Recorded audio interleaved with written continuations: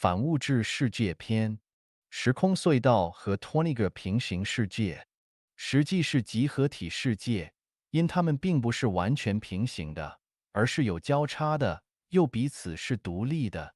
Space-time tunnel and 20 parallel worlds. Space-time tunnel and 20 parallel worlds, in reality, they are collective worlds as they are not entirely parallel, but intersect and are independent of each other. Xiefeng, May 24, 2006. The dense network of time throughout the universe, composed of positive and negative time, is called a time tunnel. The channels that connect the 36 spaces from 1 to 36 dimensions are called space tunnels. Time tunnels always run vertically, and space tunnels always run horizontally.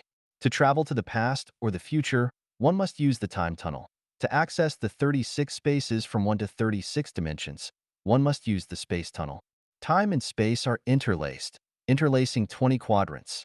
We already know that time has positive and negative, and space also has positive and negative.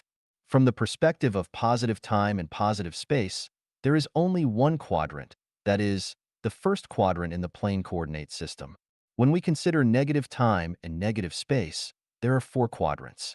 These four quadrants are composed of real numbers, that is, xy, xy, xy, xy. When we enter the non-material world, we find that there is an imaginary number I. Replace I with z, and it forms a three-dimensional coordinate system with xy. This three-dimensional coordinate system has 20 quadrants, namely xyz, xyz, xyz, xyz, xyz, xyz, xyz, xyz, xc, xc, xc, xc, yz, yz, yz, yz, xy, xy, xy, xy. This means that there are 20 worlds in the entire universe. These 20 worlds can be called 20 collective worlds because they coexist in the universe at the same time. Among these 20 collective worlds, the world where we humans live is the XY world. The so-called ghost world is the XY world. The world where gods and Buddhas live is the XYZ world. The world where demons live is the XYZ world. The 1,000-year world is in the XYZ world. The 10,000-year world is in the XYZ world, and the Seychelles Islands continent is in the XYZ world.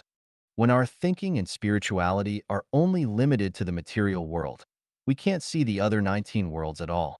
When we only recognize the verticality of time and don't know that time also has horizontality, we are only in the plane coordinate system and only know that there are four quadrants. When we look at the world with Buddha eye, we will see that imaginary number I, that imaginary number axis that passes through the O point. People who have drawn blueprints or understand blueprints know that any three-dimensional object is composed of points and lines in the top view, left view, right view, bottom view, and sectional view. To see the whole picture of the object, you must look at it from the top, bottom, left, and right, and form a three-dimensional image in your brain. The term imaginary number was created by the famous 17th century mathematician Descartes. At the turn of the 17th and 18th centuries, Germany's most important mathematician, physicist, and philosopher Leibniz described imaginary numbers as follows. Imaginary numbers are the wonderful and strange hiding places of the gods. They are almost amphibious creatures that both exist and do not exist. When we look at the plane coordinate system, we can't see that imaginary number axis at all. Where is the imaginary number axis? The imaginary number axis is between our eyes and the O point of the coordinate system. Why can't we see it? It's like the point projected by a chopstick standing vertically under the light, or to explain it this way, when a chopstick is perpendicular to the line of sight, we only see the point of the chopstick head and can't see the whole picture of the chopstick. We can't see the point of the imaginary number axis either, because it is attached to the other points we see, just like a soul possessing a body. Where is the greatest creator? The greatest creator is in the zero world. Where is the zero world? The zero world is that O point in the coordinate system. Whether it's the x-axis, y-axis, or z-axis, they all pass through that O point. All 20 collective worlds are connected to the O point, so the greatest creator exists in all 20 worlds at the same time. Without the greatest creator, any world will cease to exist. Why should we walk the way of the greatest creator? Because only by going through the greatest creator can we reach any other space. Without going through the greatest creator, we can only go around in a certain world and never reach other worlds. We are now in the XY world. The XY world is the world we live in. For us, the other 19 worlds are all illusory. Of course, these illusory worlds are not illusory. The reason we think they are illusory is that our vision, hearing, taste, smell, and touch can't perceive them. Our spiritual sense is not open. Our thinking is limited. If our spiritual sense is open, our thinking has reached the corresponding height. We can see the other 19 worlds. We can know that the illusory is not illusory, emptiness is form. When I say the non-material world, I mean the other 19 worlds outside the XY world. Life Changyuan sets the future of Chanyuan celestials to the XYZ world of the Celestial Islands continent, because this is the most wonderful place. I just want to guide everyone to this wonderful place. How to get there?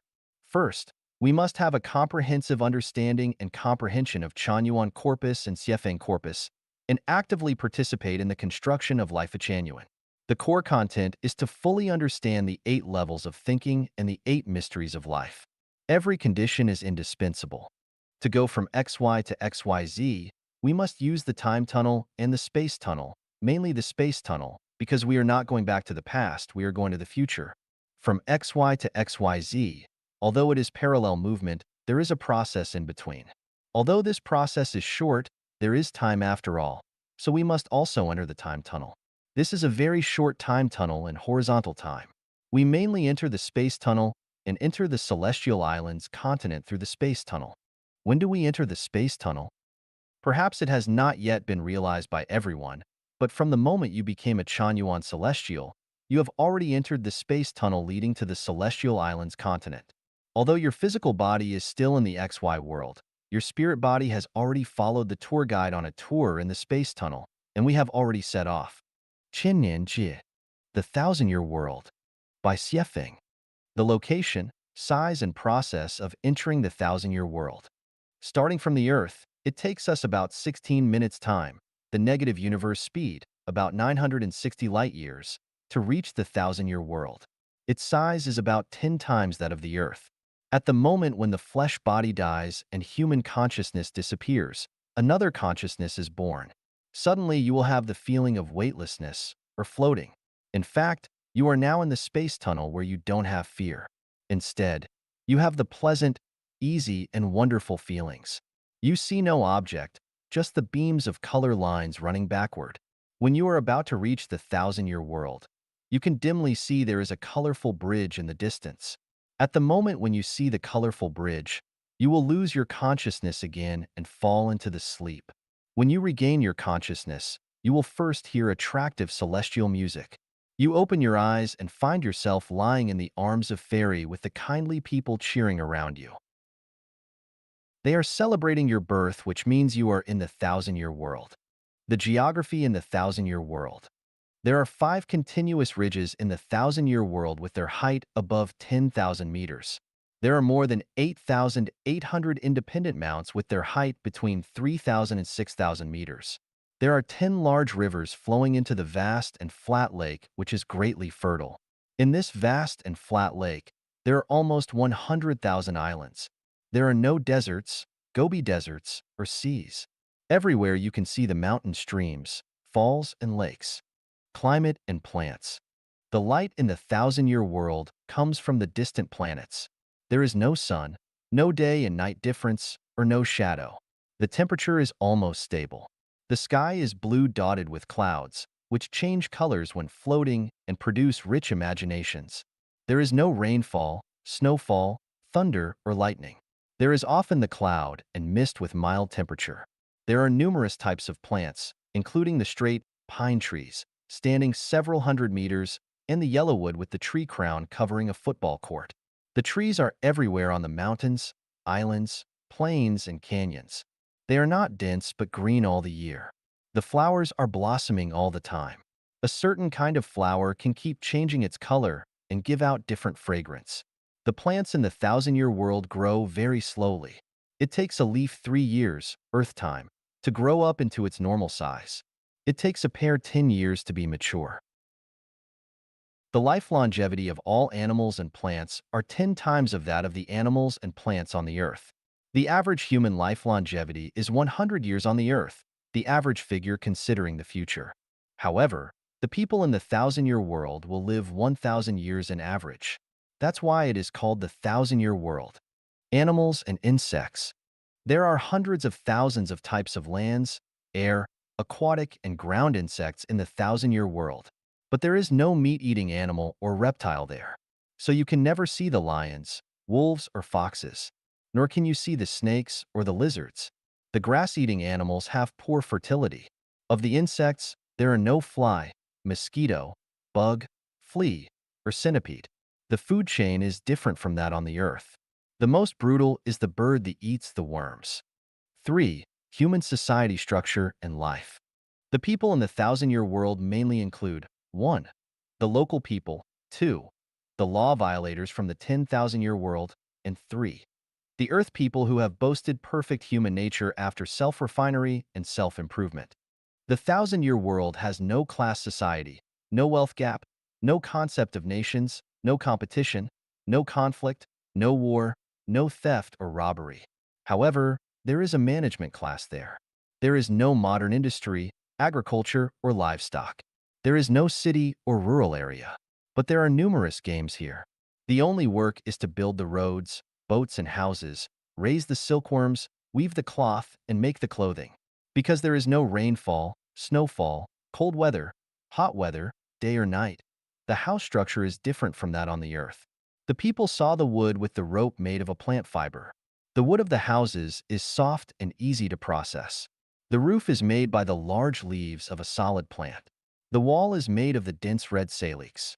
The yard in front of the house is made by the unique flowers, grass, and stones of all forms. The clothing is woven with very thin dyed silk. People wear this kind of light woven clothing, showing the celestial nature. The people living in the thousand-year world don't eat meat. Their main food is the fruit, melon, and half-mature cereal. Their drinks are made of the tea-like leaves soaked in the water together with honey. There are all year-round fruits and melons here. Because the total population is less than 200 million, 90% of the fruits and melons are eaten by the animals, birds, and insects. The people in the thousand-year world do not get married. So there is no clan or family here. They live in a society similar to the maternal society in some nations on the Earth. People love each other quite randomly. They don't have frequent sex life as the Earth people do. People only have 3 or 4 heat periods in a year. The women have low fertility and only have 1 or 2 kids in their life. Few women will have 3 kids. The labor of the men is mainly to build roads, houses, and boats, while the women mainly look after the kids, raise the silkworms, and weave the silk and cloth. 4. Ideology and values. Because they have the different objective existence from that on the Earth, the people have different perceptions, feeling, thinking, and other psychological activities from those on the Earth. They don't have class, oppression, exploitation, wealth gap, political factions, religions, or struggling. The mentality of the people is in constant peace. There is no such thing as the morals on the Earth, no sense of factional conflicts or getting the upper hand. Everything is natural and instinctive. There is no jealousy. There is no need to run a plant, shop, restaurant, or hotel. The greatest fun of the people is to attend the collective work followed by games and tourism. The supreme law is to avoid private ownership or waste. For instance, if you love a woman and want to take her, hinder her freedom, and prevent her from having affairs with other men, you are violating the law. If you eat half of a pear and throw away the left half, you are wasting and violating the law. The biggest punishment for the violation is to prevent you from the collective work. The final retribution is that you will be downgraded to the mortal world after you live and die 1,000 years later. You will begin your sufferings in the new cycle of life as an earth person. 5 others. There is no congenital disease, infectious disease, or the disease caused by the food or labor. There is no psycho-disease caused by the tight human relationship or supply shortage. The people only die from the old age, not for any other reasons. There is no air crash, no traffic accident, no snake biting, shark attacking, no fighting, and no falling down the cliff. They reach their adolescent period when they are 100 years old. The youth lasts from 100 and ends at over 700. The self-refinery period lasts between 700 years till death. It is also the period when they begin to participate in the management of the thousand-year world. People in the thousand-year world know about the earth and its people. 6. Conclusion. The thousand-year world is one with truth, goodness, and beauty. It is a world of love, peace, happiness, and the upgraded human nature. Undoubtedly, anyone with perfect human nature can go there because there is no quota. 千年这一瞥, a glance at the thousand-year world. 写评, translated by Transin and edited by Care. Mount Butterfly in the Lotus Mountains is breezy and shrouded in mist with wind that soughs through the pines. Flowers spread across the mountainside and vie with each other for glamour. Down to the foot of the mountain, orchards and fields grow aromatic fruits where a clear stream meanders through Cuckoo Valley, past Grace River, and finally joins Ripple Lake. 39 celestials, 22 females, 15 males, and 2 children reside under Mount Butterfly. Not far away, Sakura Island is inhabited by another group of celestials. Crossing over Fragrant Hill and walking along Sesame Slope for about 30 miles, Lush Highland will be found, home to more than 200 celestials. Approximately 300 celestials in total live in these 3 places within 200 miles of each other. Today, after Jade woke up, she dressed in a light blue skirt made of transparent silk and walked out of her house. High in the azure, birds soared over the clouds and silver waterfalls fell from the green of Mount Butterfly in a symphony of nature. In the forecourt, flowers were in bloom, the fullest of which were peach blossoms. Their pink petals were arranged in layers, 18 beige stamens stretched out from the center where bees searched for nectar. Along the stone path and through several rockeries, Jade came to the mulberry garden while holding a willow basket. She was surrounded immediately by a huang and lotus. You must have enjoyed a good sleep last night. Was your lover good? The two joked and chuckled. Jade tried to catch a huang in mock irritation, but the two ran away, so she chased after them. The 3 fairies chased one another while laughing in the garden until Jade caught Lotus and gently pinched on her peachy cheeks. They pinched each other's bodies in fun. A huang kissed Jade's cheek in chaos and asked naughtily, "Is this how your lover kissed you?" The kissed one held a huang in her arms and answered with more kisses on her red lips, "That's it." Having played enough, they began plucking mulberry leaves and returned when the basket was full. Jade was growing silkworms in 3 bamboo baskets of 3 square meters each, with each accommodating about 1,000 silkworms. She distributed mulberry leaves evenly into them. When silkworms climbed up onto the leaves, she would shake the baskets gently, silkworm excrement would leak through the basket bottom, and she would sweep it into a fine wicker dustpan and bury it at the roots of the flowers. Jade was about to rest after feeding her silkworms when she heard someone trotting over. It was the lovely little 6-year-old, Long. He had inherited fine features from his mother, Ray. He gasped, "Aunt, Mom said the melons are ripe. Come and have a taste." Jade replied, "I'll go there. Shall we go together?" and took Long's tiny hand. They left the courtyard. As they stepped across a bridge over a stream, Long asked, "Aunt, grasses are green by the river beneath the bridge. Flowers are blossoming in spring. All beings are as sentient as my beauty, though the world is created in holographic order." "What does sentience mean?" Jade said, "It means that the river, flowers, stars, breeze, melons, birds, and everything else can feel, like your mom and me." "Who taught you the lines?" "Uncle Mock. He and Uncle Benna teach me a lot. Do you want me to recite some?" Long began reciting verses immediately. Boundless and infinite, without distance or space, only the holographic order. An inspiration seized by heart. The world is so clear to be understood. Walking and chatting, Jade and Long came to a forest of lush bamboos and fresh shoots. The rustling of bamboos and songs of yellow warblers echoed deeply. It seemed that the forest was little known to the outside world, and only the sound of nature could be heard. Out of bamboo forest, a vast plain extended before their eyes where distant hills dissolved into mist. The breeze was gentle, and the sun was warm. On verdant plain, spotted deer strolled and swans fluttered, heading toward the direction of flute music and dancing where the melon fields laid. Jade paced up with Long. They had nearly arrived when Ray shouted, "Jade, hurry up! Today is the Melon Festival. Let's celebrate it." Ray had actually gathered everyone. In addition to 39 fairies from Mount Butterfly, they had 6 guests from Sakura Island and Meta and Kin from Lush Highland. In the field, Ling, Sang, Bar, Moy, Chiron, and Hai were picking melons. They were yellow and green in color, round and plump in shape, and very inviting. While Meta from Lush Highland was dancing and guests were all drawn to her tantalizing moves with her well-curved shape and the flutter of her orange dress. Kin was singing aloud to Meta's dance. Ripe fruits and melons await their harvest, mulberry leaves wait for picking, and Meta in the melon field waits for love. The truth is that Meta was an estrus and she glowed with youth. Every natural move of her dance was sensual and captivating. Her thick, dark hair, touching eyes, and pink face were perfectly appealing. After the music, everyone ate the sweet and crispy melons. Then Ray announced, "Today is special, everyone. Stop building bridges, paving roads, collecting honey, trimming orchards, and making clothes. These melons have been grown for 3 years since I planted the seeds from Peach Village of Birdsong Mountain. Enjoy them. The melons will induce your saliva and refresh you, and their pleasant impression can last for 10 days. In addition, Meta from Lush Highland is looking for her love. Gentlemen, show your best." Ray's words drew great applause. Girls circled and started the mulberry leaf-picking dance while boys performed the bridge dance from within their circle.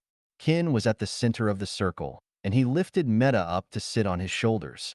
The beautiful seeker of love allowed her soft dress to cover Kin's head, and Kin spun around, holding her calves so that she could choose a lover from the crowd. Boys came to court Meta assiduously and implied their strength and tricks by dancing. Standing by the scene, 3 celestials accompanied the dancers with flutes: Pine, River, and Cloud. They were about 800 years old, and the dancing continued until their music ceased. The next game was composing verses. Whoever's verses expressed Meta's feelings best would be the one that she would have. Meta started the game with her verses. Waves run high in the vast lake. Twin peaks rise above the earth. Seeds sprout in a dense forest. But a duet still lacks the other instrument. Sang from Mount Butterfly composed. Sang River flows silently all year long. Snow melts on the high hill. Swans visit the ravine. I play music to build the rainbow bridge. Rice from Sakura Island sang. Rosy clouds appear over the hill, where an exotic flower is up high. Clouds soar with strong wind in the sky. Thundering and lightning dance to climax.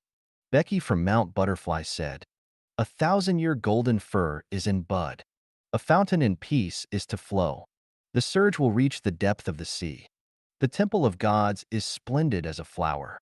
Chiswa from Mount Butterfly stepped forward. He bowed and sang, "I row with a paddle across Double Peak Valley.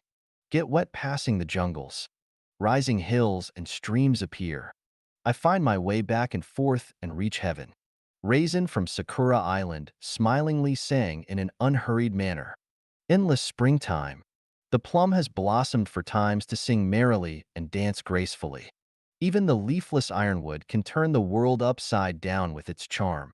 All the guests from Mount Butterfly and Sakura Island, excepting Pine and River, finished their turns. Meta had been limp and soft as a noodle. No one knew who she chose. Ray came to the scene. Ray was more than 600 years old.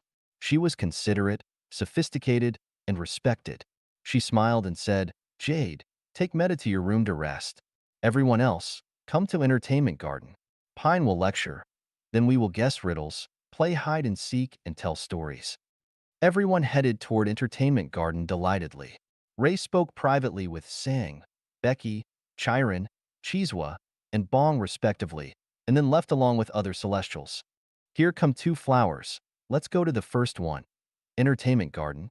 Entertainment Garden had been built up for more than 30,000 years. It has a square in the center, surrounded by 300 stone benches arranged in circles and covered with soft mats.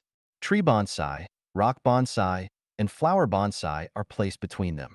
Around the square is the clear, blue ring lake. Within the lake, grotesque coral reef-like rockeries are embedded with emeralds and mosses. There are also reeds, evergreens, calla lilies, egg bamboo leaves, wandering Jews, aloe, sea onions, hibiscus palms, lotuses, gem flowers, bamboo begonias, scarlet kaffir lilies, variable leafwood, chamomile, fairy pins, and other plants and flowers. All kinds of small fish shuttle in the lake and above them. Mandarin ducks, red-crowned cranes, spotted ducks, gulls, kingfishers, egrets, herons, white-tailed sea carvings, and larks swim or fly. On the periphery of Ring Lake is a flag path beside a garden where thyme, globe amaranths, eulon, bauhinias, forsythias, rhododendrons, pomegranates, banana scrubs, gardenias, jasmines, hibiscus mutabilis, camellia, cymbidium, hyacinth, tulips, violets, vinca, peonia, tuberose, marigold, peonies, and roses are blooming. Outside the garden, hundreds of rockeries with exquisite layouts, upon which creepers, ivy, and night willow herbs are coiled. It's a fun place to play hide and seek. Pine sat upright in the center of the square. His hair was white, but he was in good health with sharp ears and eyes. Male and female celestials sat on stone benches, casually listening to Pine talk about Tao. The universe is boundless while life is evergreen. Modesty and gratitude will perpetuate the water source of life. Follow your heart and gain a tacit understanding. Experience both the ego-absent realm and the ego-involved realm. One should empty their mind before entering the higher-level space. Act in accordance with your nature. Never admire luxury or possess even a needle. Seize the day and always remain vigilant. Mortals suffer a lot because of their possessions. We celestials must never act like them. The 10,000-year world is close at hand. Concentrate on self-cultivation. Never ruin your future. After listening to Pine's preaching for some time, attentively, male and female celestials felt refreshed, energized, pure, and enlightened. The next game was guessing riddles. Pi stood up first and proposed a riddle. Both ends are curved like carrying poles. It is not used for carrying water or rice. It is like a flat ground from east to west. It is always covered with emerald green moss. Bevran from Sakura Island immediately stood up and said, "It is a bridge."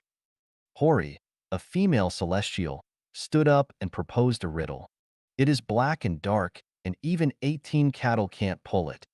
Silence, a male one, shouted, "It's a cave." Yovan, who looked girlish, stood up smartly, cleared his throat, and proposed a riddle. "There is a unique cave on the hillside. It is usually closed and has a seam. If it is stirred by a peak, the brushes on both sides will drip with water." Hearing the riddle, everyone was stunned at first, but then roared with a laughter that echoed to the clouds. The riddle game lasted for a while longer. After that, they told stories and played hide and seek. Laughter, joy, and happiness abounded. Meta from Lush Highland followed into Jade's bright and spacious room. Her walls, doors, and roof were made of bamboo, and her silk curtains floated in the wind. Outside her rear window was the picturesque land of splendors, where red-crowned cranes dancing trippingly, sweet flowers, and tweeting birds can only be described by one word: beautiful. Several bamboo deck chairs lined her room. Her wide bamboo bed was covered with several layers of mats knitted with fragrant milkweeds as thin as threads. The mats emitted a refreshing fragrance. It was soft and comfortable to lie upon. The pillow made of flexible lotus roots was yellowish and elegant. Jade knew that Meta could not hold it at that moment, so she patted on Meta's plump hips and left. Due to their life structures, women in the thousand-year world generally had no sex lives. Their menstrual cycles were different from those of mortals, only occurring once every 3 months. A few days before their cycles would end were their estrus periods, so they desired intimacy only 3 or 4 times per year. That which flows constantly will form a small murmuring stream, but that which does not will accumulate and become a reservoir. It is quiet when closed, but after the gate opens, waves will surge and uncontrollable billows will dash against the sky that cannot be resisted by self-control. Meta was on the edge of such an explosion at that moment. Men in the thousand-year world were completely different from women. They could display their elegant demeanor at any time and control their lust totally. Without external stimulus, They had no desire, but when teased by women during their estrus, would gallop on the grasslands like runaway wild horses. In addition, celestials in the thousand-year world enjoyed excellent lifelong health, and thus did not suffer from emotional distress or psychological burdens. There were various recreational and physical activities, so women were soft as cotton, highly energetic, dynamic, and attractive, while men were physically strong, muscular, and powerful, and full of vital essence and vigor. Meta sat on pins and needles and felt anxious. There was an overwhelming potential energy inside her body that was ready to explode but failed to find its outlet. At that very moment of her unbearable thirst, Becky came into view. At the sight of Becky's big, tall, and muscular physique and sparkling eyes, Meta jumped onto him like a hungry tiger. Becky put his arms around Meta's waist and spined his body at his convenience while Meta used her legs to step onto his hips and hooked his waist with her feet. Becky held Meta in his arms tightly. They kissed madly with their lips stuck together like glue. Meanwhile, Meta's middle part made reciprocating motions back and forth like a hungry bird opening its mouth to take food from its mother's throat. Her plump labia and valley were rubbed firmly against his hot love rod. With uncontrollable excitement, after rubbing about 50 times, a stream of clear liquid flowed out of her vulva and nourished her surrounding parts. Just at that moment, Becky squeezed into her temple of God with his penis along her seam flowing with clear liquid. Meta suddenly had a full feeling inside as if her pelvis would split. A current flowed through her body and an unbearable pleasure was beating inside her. Becky held Meta and went to her bedside. Meta was in a supine position on the bed with her feet on the ground while Becky moved rapidly. Meta closed her eyes and ignored the raging wind. Meta felt swelling, limp and numb, pain, smoothness, warmth, fullness, wetness, and energy. It seemed a wonderful electric wave radiated from the center point between her legs to every cell and corner. Meta tightened her body. Her flexible tendons of legs, feet, hands, and other parts were stiff like reinforcing steel bars after an electric shock. The gate had opened and the flood poured out along it. Short of breath, she felt extremely excited and wonderful. It was like flying, a volcanic explosion, and cracking and bursting fireworks. Opening the gate was just a prelude. Becky opened the gate and extinguished his fire, little by little. For Meta, opening the gate was far from enough, and she wanted to drain out the reservoir after months of accumulation. If anything was left, it would be very unbearable for her in the following days. So more wonderful, graceful, unrestrained, lewd, dissolute, winding, and pleasurable plots were staged with the arrival of Sang, Raisin, Chiron, Chiswa, and Bong one after another. These stories are omitted because mortals cannot morally bear for them to be described. This has only been a limited glimpse of the thousand-year world with its own lifestyle and morals which we cannot imagine. We will experience more detailed scenarios as our thinking deepens, our consciousness improves, and our life structure advances. 1年 the 10,000-year world. Xiefeng. In the distance space about 58 minutes away from the Earth, the negative universe speed, about 3,480 light-years, there is a beautiful planet, the 10,000-year world. The planet is about 16 times larger than the Earth. It doesn't rotate. Instead, it just moves slowly in the rotary river system. It has 16 small sun satellites surrounding it and hanging in the universe with equal distances among them. These 16 satellites with extremely high density respectively give out light waves with different frequencies, dividing the 10,000-year world into 16 zones with different colors. Each zone has its own feature. The growth ways of its plants and animals, the ecological structure and climate differs from each other. Interestingly, one of its satellites, suns, emits the black light with the heat. The zone it covers is an eternal night. Part of the animals, plants, insects, and stones in this zone has their own different colors. Standing on the mountain in this zone, you can see the mountains, rivers, and skies shining splendidly, just like you are standing on the top of the skyscrapers and enjoying the household lights in the city. On the side of the night zone is the scene of eternal dawns. You can see the charming dawn clouds, and the misty horizon producing the mysterious scenes. On the other side is the eternal evening scene. The attractive evening clouds change constantly. Beside the dawn zone is the morning scene. Here the sun is always rising above the horizon. The birds are singing. The morning dews are like crystals. The mountains, forests, and streams are filled with the energy of life. The air is always fresh with fragrance. You cannot help but admire for the scenes from the bottom of the heart and say, how beautiful life is. Across the night zone is the eternal noon with the sun shining all the time, clouds hanging in the sky, comfortable breeze and cool weather, the blossoming flowers, flying birds, fragrant grass and trees, and abundant fruits, looks prosperous and flourishing. In the 10,000-year world, there are numerous rivers and 16 seas having the same size with the Pacific. The crystal-like sea waters, the abrupt mountains, the fairy scenes, the clouds, the old trees, the falls, the streams, the flowers, small lakes and ponds constitute the attractive landscapes. In the lakes, ponds and streams, you can see the swimming ducks and mandarin ducks, the playing partridges, the dancing cranes and lotus, the swinging watergrass, the jumping frogs, the swirling dragonflies, and the swarming fish, enjoying their life in the nature. There is rainfall in all the territory of the 10,000-year world. However, there is no hail or snow. Sometimes there is thunder, lightning, and wind. The people actually should be called as celestial beings. Living here live a completely different life from the earth people. They are all naked and capable of flying on the clouds. They have no sex life and no concept of marriage. The female celestial beings don't give birth, have no family or clan. The people living in the 1,000-year world build roads, boats, weave cloth and silk. However, the people in the 10,000-year world do not engage in labor. They don't live in the houses. Instead, they live in the hermits' abodes of all kinds. Their main food is the melons and fruits such as pear.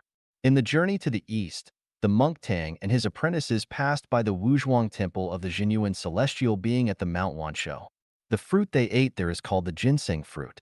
The people living in the 10,000-year world drink the stream water. They don't have private property. Apart from the meditation and silent practice, they would go out touring for the attractive scenes. There is no management here.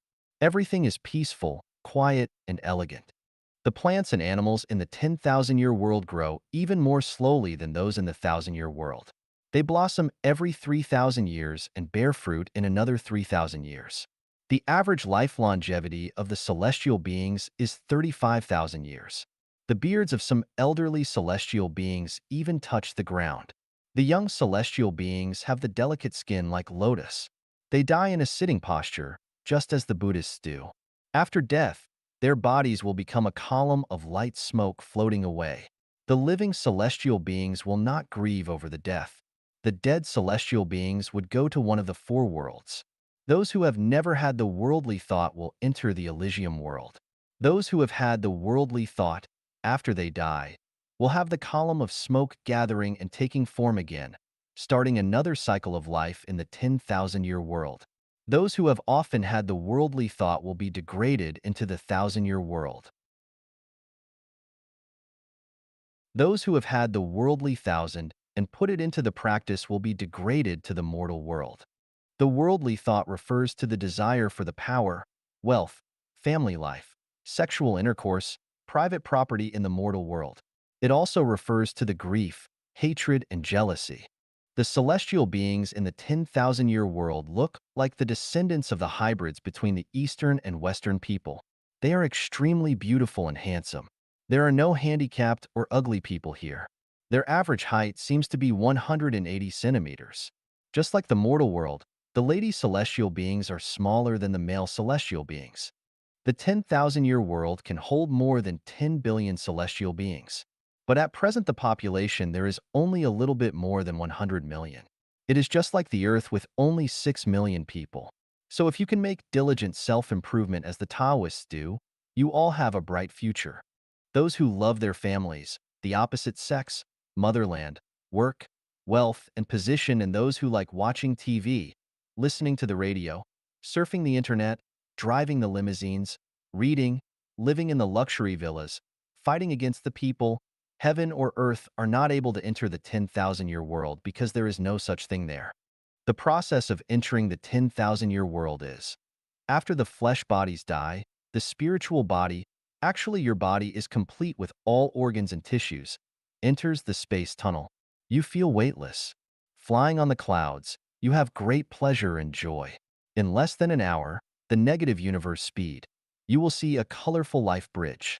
After getting on the bridge, you will change into a column of smoke and lose your consciousness for the moment. When you come to yourself again, you will resume your body form. Now you have entered the 10,000-year world. The people in the 10,000-year world can clearly remember their former cycle of life, knowing about the 1,000-year world and the mortal world. Some inspirations for those who intend to do self-improvement in the 10,000-year world. For the endless years, we must refine ourselves and never seek fame or wealth. Do good deeds every day, you can live longer. Engage in meditation, you will get protection from the celestial beings. The empty space is not empty. The true color is colorless. The intangible is tangible. The yin and yang, and the positive and negative exists in the unity of the opposites. The celestial world is remote, but it can be reached instantly. Eat the sun essence and drink the moon tenet. Do this for long, and you can build your celestial body. Live simple, you get the support from the celestial beings. Live practical, you will reach the Tao. The body is dynamic while the heart is static. Your life is limitless once you ignore the wealth and authority. Believe it or not, the heaven mystery is easy to be known. Ji Elysium world. Xiefeng. The 1,000-year world and the 10,000-year world is part of the positive universe. From the perspective of the materials, they are the objective existence. They can be seen and touched. All the objects in them have life longevity. The Elysium world is part of the negative world, and everything there is fantasy. In the Elysium world, time almost disappears. All the objects exist by nature instead of by the form. Sometimes they, based on their needs, can change into a certain form temporarily.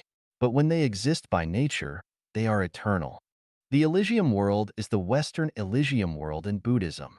They are also called the Buddha land and Buddha state. Where is the Elysium world? It just lies in the Earth universe. Then how big is it? It has the same size as the Earth universe, including the micro-universe and macro-universe. We can understand that the Elysium universe is located millions of billions of light years away. And everything around us, including ourselves, is also in the Elysium world. As far as the dream is concerned, the space in the dream is the negative space. So what's the size of the dream of each person? No one can answer this question because the size of the dream world is determined on the dreamer's perception, experience, the degree of spiritual nature, and the thinking ability. The more perception and experience we have, the purer our spiritual nature and the more capable our thinking is, the large size our dream world will have. Some people can see the Buddha, God, sun, and rainbow in their dreams. Some people can fly on the clouds, the 1,000-year world, or the 10,000-year world with colors in their dreams. These dreams mean they have very pure spiritual nature.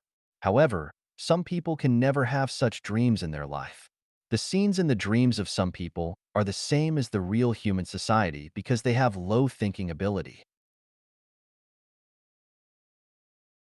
Some people can solve the problems in their dreams that can never be resolved in the reality because they have deeper perception and experience. The Elysium is similar to the dream worlds because they are all the negative spaces. Whether or not we can perceive it and enter it, and how deep we can enter it depend on ourselves. To enter the dream, we rely on our perception, experience, and spiritual nature degree and thinking ability. To enter the Elysium world, we rely on our Buddhist nature, without which we can never do it. Most of the things imagined in our brains are true realities because the human brain is part of the universe. They are the reflections of the universe, just like any cell and blood in the human body can reflect his entire look. The human brains can not only reflect the positive space, but also the negative space. From the perspective of the negative space, the humans cannot imagine the whole look of the universe even if their imagination is extremely rich and vast. Now let's come to the Elysium world. Everything of the Earth universe belongs to the Elysium world. Then can we see the Earth where we live in the Elysium world? My answer is yes and no at the same time. We can because the Earth does exist in the Elysium world. We cannot because the Earth we see from the perspective of the Elysium world is different from what we humans know about the Earth. So can we see the Earth people from the Elysium world? The answer is also yes and no at the same time. We can because of the existence of human beings. We cannot because the people in the Elysium world do not have our looks and appearances. For example, what can we see in the dark night? We can see nothing except the luminous bodies. But does it mean nothing exists in the dark night simply because we cannot see them? No, they do exist. We can't see them because we do not have the ability to see them at night. We can only see the fireflies shining in the night, but we cannot see their entire bodies. Can we say the fireflies have no heads or wings because we can't see them? Definitely not. We can't see the running rats in the field in the dark night, but the owls can. Does it mean the owls have special functions? No. That's because the eyes of the owls have different retina structure from that of the humans. The eyes of many animals look the same as ours, but at night their eyes are shining green. In special circumstances, the objects have special expression forms.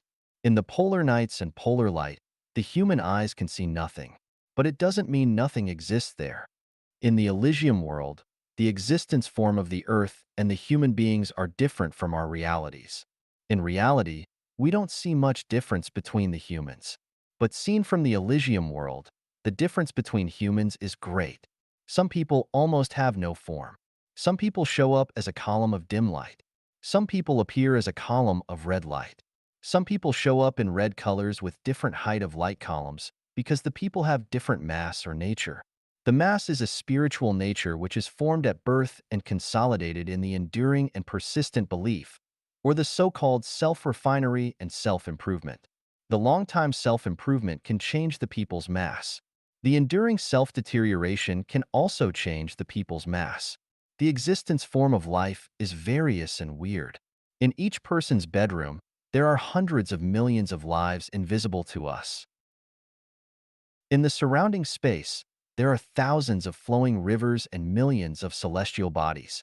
Each stone records the time lapse of thousands of years that we can't see. Our brain waves keep emitting the information waves about the health and inner world, which we cannot see either.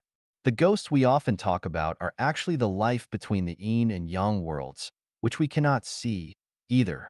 The scenes in each one's dream is also invisible to us except the dreamers and people in the dream.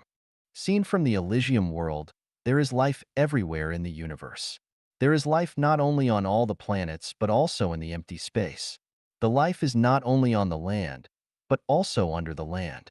The life is not only in the air, but also in the vacuum. There is life not only in the warm places, but also in cold weather. There is life on the sun, in the stone, on the light rays, and in the radio waves. The life is everywhere and within life. The Buddha land is remote at the universe end. The Buddha land is near in front of us. To enter the 1,000-year world and the 10,000-year world, we need time and have to pass the space tunnel. To enter the Elysium world, we can get there in an instant and become the Buddha very shortly. Because the density and mass in different zones in the universe and space are different, the 3,000 worlds have been formed. These 3,000 worlds, based on their distance and mutual dependence, are divided into 10 continents, namely Lotus Continent, Borneo Continent, Kasaipa Continent, Ingwu Continent, Amida Buddha Continent, Celestial Islands Continent, the continent for 3 realms lives to pass through, Moon Temple Continent, God's Continent, and Supreme Authentic Wisdom Continent. It is impossible to describe in detail the 3,000 worlds and 10 continents. Till now, human beings have been living for thousands of years. Today, the science has development nanometer and cloning technologies, but it still can't describe the life body of humans, let alone the vast Elysium world. What I can show you is just an outline. The universe, the Earth universe, where we live is just a particulate in the large universe. To pass the space tunnel, we have to walk through the particulate. It will take us 1,860 years, about 5.85 billion and 57 million light years. The particulate is an organic integrity revolving around the heaven world. We call this revolving body as the law rotary system, which has over 3,000 rotary river world, the large worlds. Each rotary river world has almost 3,000 milkway systems, the middle worlds. In each milkway system, there are almost 3,000 solar systems, small worlds. Please note that the so-called system is a relatively independent celestial clan. It is not that one sun-like star constitutes a solar system. In some zones, several hundred suns form a solar system. In some solar systems, there are several thousand stars, or even tens of thousands of stars. The Earth is just a member of the solar system of the small worlds, not efficient to constitute a world. From the angle of the Buddha land, we divide the 3,000 large worlds into 10 continents, namely, the 10 Buddha states. Such division is not even division of the Earth universe or based on the number of planets and galaxies. Instead, they are divided according to the features and mass of life, or the level of Buddhism. The Buddha, in common sense, is just a general concept. As a matter of fact, the Buddha has 10 levels of powers. Each level constitutes a continent. There are strict regulations in the 10 continents prohibiting the Buddha from going from one continent to another, just like the Monkey King draws a circle for Mongtang with his Monkey King bar. But we don't have the power to enter that circle. Before coming to the mortal world, Sakyamuni used to live in the Lotus continent. Later, he passed the continent for 3 realms lives to pass through to enter the mortal world. After fulfilling his mission in the mortal world, he was then upgraded to the God's continent. The senior monks in the Buddhism, after dying, will go to the Lotus continent. Hereby, I will explain the 10 continents from the high level to the low level. The lowest level is the Lotus continent, and the highest level is the Supreme Authentic Wisdom continent. Lotus continent. In the eyes of the mortal people, the Lotus continent is an empty world in which there is nothing. In the eyes of the people living in the thousand-year world, the Lotus continent is a vast in the eyes of the celestial beings living in the 10,000-year world. The Lotus world is a vast world of lotus blossoming on the sea. In the eyes of Buddha, numerous Buddha are sitting on the lotus blossoming. The head of each Buddha is surrounded by a light circle of about 1 meter in diameter, which is called the Buddha light. So the Lotus continent is a world emitting the green Buddha light. Borneo continent. At first view, the Borneo continent is a world of emptiness. Another look, it is a vast plain. Look one more time. It is a world of hills with the same height. On the fourth look, these hills keep changing the forms. They are like the 6-month-old babies playing the small, colorful balls, the coiling dragons, the crouching tigers, the young pine trees swinging in the breeze, or the eagles about to fly into the sky. On the fifth observation, we can see the Buddha sitting in meditation, eyes closed, emitting the blue light from their heads. It is a world of the blue Buddha light. Kasyapa continent. It is the hometown to the Kasyapa Buddha with stretching mountains and ridges. Each cluster of mountain circles to form an elegant residence. The pavilions and buildings hide in the trees and orchards. The herbs of birds fly in the sky. The rabbits and roe deer run on the fields and in the mountains. The streams flow on the plains with delicate bridges on them. The children play in the yards. The women pick up grapes and pears under the grape trellis or in the orchards. Some of the men eat watermelon in the field. Some play chess in the pavilions or buildings surrounded by bamboos. Some drink wine or tea. Some read poems or play musical instruments, etc. It seems that it is someplace in the mortal world. Actually, all these scenes come from illusion. If you keep looking, you will find the flying birds will alight on the trees and become leaves or fruits. The playing kids will become the blossoming flowers. The chasing animals will become the stones with various forms. The bridges on the rivers will suddenly become the trees. The rivers will become the clouds and mists.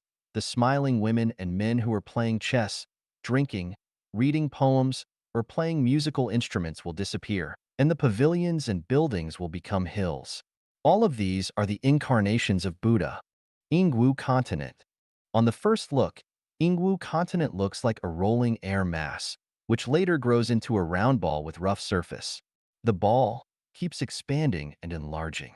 The rough surface gradually forms the mountains, rivers, and lakes. You can see all the animals, plants, and nature on the earth and in the 1,000-year world, 10,000-year world.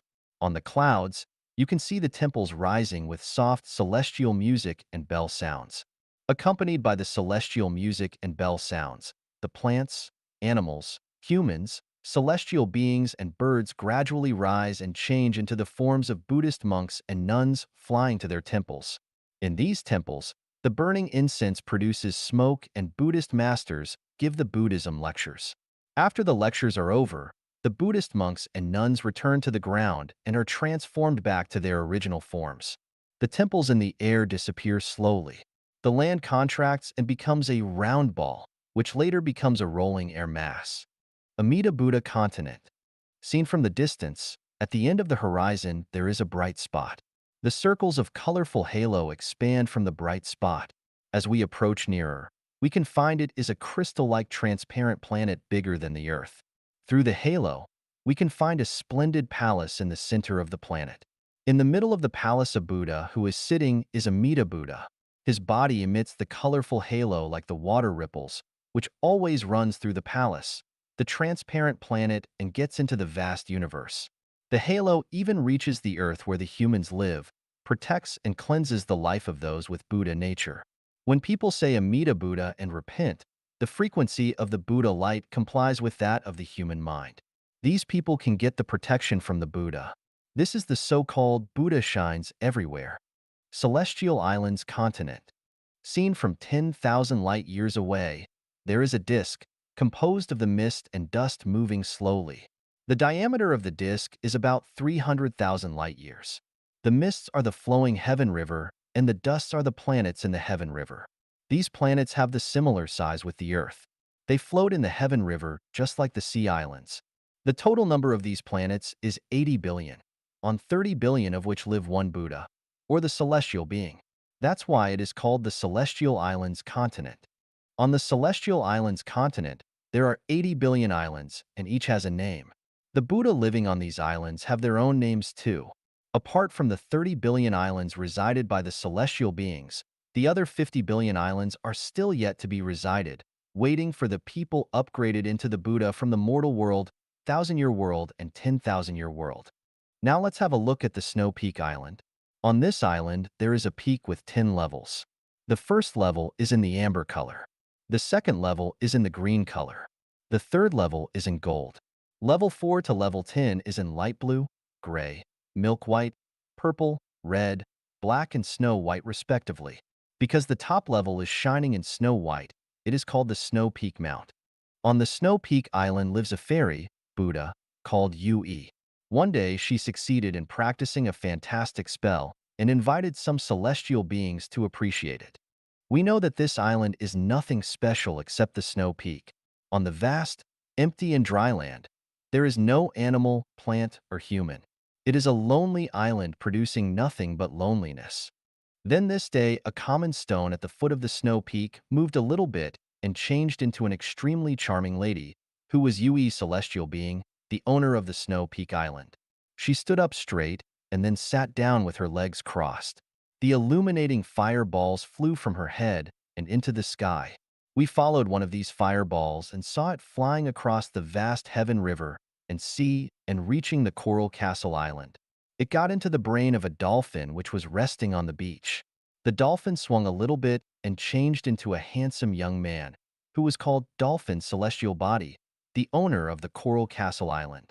He touched her head, smiled, and waved to the sea. Then the waves became violent, and a flying horse with wings flew from the waves. Dolphin Celestial Being got on the horse and flew towards the Snow Peak Island. On his way, he met the Green Island Flute Buddha riding on a black cow, the Flower Fairy sitting on a lotus from the Flowers Island, the Crane Celestial Being riding on a crane from the Thousand Birds Island, the White Man Buddha riding on a 9-head beast from the 10,000 Beasts Island, and the Gold Wheel Celestial Being riding on the Fire Wind Wheel from the Fire and Wind Island, who were also on their journey to the Snow Peak Island. When they were about to reach the island, they saw thousands of celestial beings in the sky.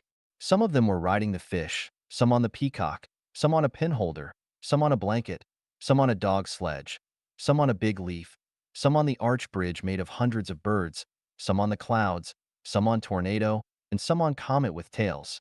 When reaching the Snow Peak Island, They all descended to the ground, and their transport became the colorful cloth on their bodies or walking sticks in their hands. These Buddha and celestial beings have weird appearances.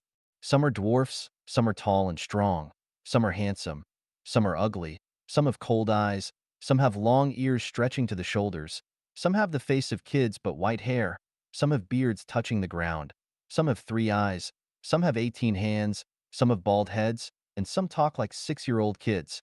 But the lady celestial beings are pretty and fascinating. On the empty land of the island, there were thousands of celestial beings saying hello to each other. Then all of them turned to Yui celestial being to congratulate her on another spell. When everybody was talking happily, a thunder-like voice came from the crowd. Sister Yui, we are all your guests. Do the guests have to stand on the wild field like this? The celestial beings traced the voice and saw a celestial being waving to Yui. He was more than 2 meters tall with rough black hair, red face, and large head. He was the Red Face Buddha, the owner of Black Canyon Island. Yui smiled and said, "Please." She spread her long right sleeve in the air, and there appeared a palace made of red bricks and green tiles in front of them. In the palace, there were many buildings and pavilions connected by dozens of meters of corridors. The celestial beings were amazed and voiced their admiration. Then Yui celestial being spread her left sleeve into the sky and said, "Please."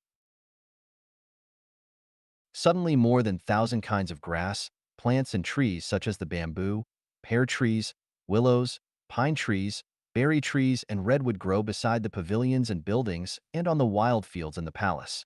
The trees and plants swing in the breeze and give out fragrance. The fruit hangs on the trees. The celestial beings cheered again for the wonder. Then a skinny celestial being with only one eye on the forehead said, "Sister Yui, what do you plan to place in the open space?" Yui giggled and gave a wave into the air with her 2 hands. There appeared a pond in the space. In the middle of the pond there was an artificial hill with water rushing out of the top. The fragrant lotus, swimming swans and mandarin ducks, the jumping goldfish and frogs made scene attractive. Another round of cheers came. Then a barefoot Buddha with big belly and mouth said loudly, "Sister Yui, your spells are excellent. But would you like to serve us something to eat, because we have traveled far to your island?" When saying this, he touched his big belly protruding out of his clothes. The other celestial beings also agreed with him and looked at Yui celestial being. Yui gave another smile and jumped on the cloud 10 meters above the ground. She extended her right hand with 5 fingers stretched and pointed to the peach tree beside her. The peaches in the tree were all absorbed into her hands. She closed her hands, threw out the peaches suddenly and said, "Please have a look." The peaches rolled into the crowd and grew larger, turning the delicate and old-fashioned square table and backrest chairs. The celestial beings took their seats happily. Then Yui said loudly, "Attention, please." She blew a mouth of celestial mist covering a pear tree. Moments later, the mist disappeared and the pears began to drop onto the ground, turning into the pretty fairies in colorful silk cloth. Holding fruit plates with strange fruit in their hands, the fairies came to the tables and settled the fruit plates, saying to the celestial beings gently, "Please." Then they turned and stood behind the celestial beings. Before the celestial beings ate the fruit, Yui said loudly for another time, "Please look." She bowed to the pond and clapped her hands. The frogs in the ponds jumped out and turned into the handsome young men in black, holding the long-mouthed kettle made of the glazed pagoda and amber luminous cups. These young men walked to the tables and poured the wine in the kettle into the luminous cups. The wine shines in the cups with fragrance. The celestial beings admired. "This is the most fragrant wine I have ever smelled, excellent," or "My heart is drunk." Yui, holding one cup in her hand, said, "It is my great honor to have your presence on my island. The wine is specially prepared for my distinguished guests. Cheers." The celestial beings were about to drink when they saw the spiritual light ripples in the cup. At the bottom of the cups something special appeared. Some cups had the swimming goldfish. Some had the little dragon flying. Some had small tortoise moving. Some had seahorse running. Some had starless fish moving. Some had pearl shining. Almost all the sea fish and animals could be seen in the cups.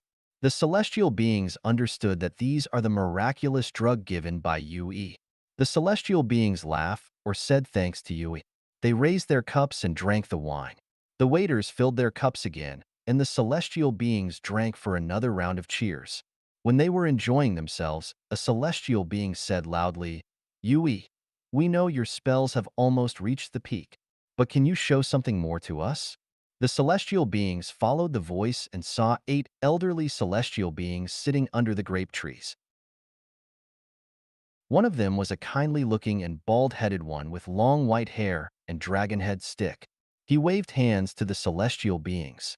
He was the highly respected empty Buddha from the Infinitude Island in the Elysium world. Out of respect, the celestial beings put down their cups and became quiet.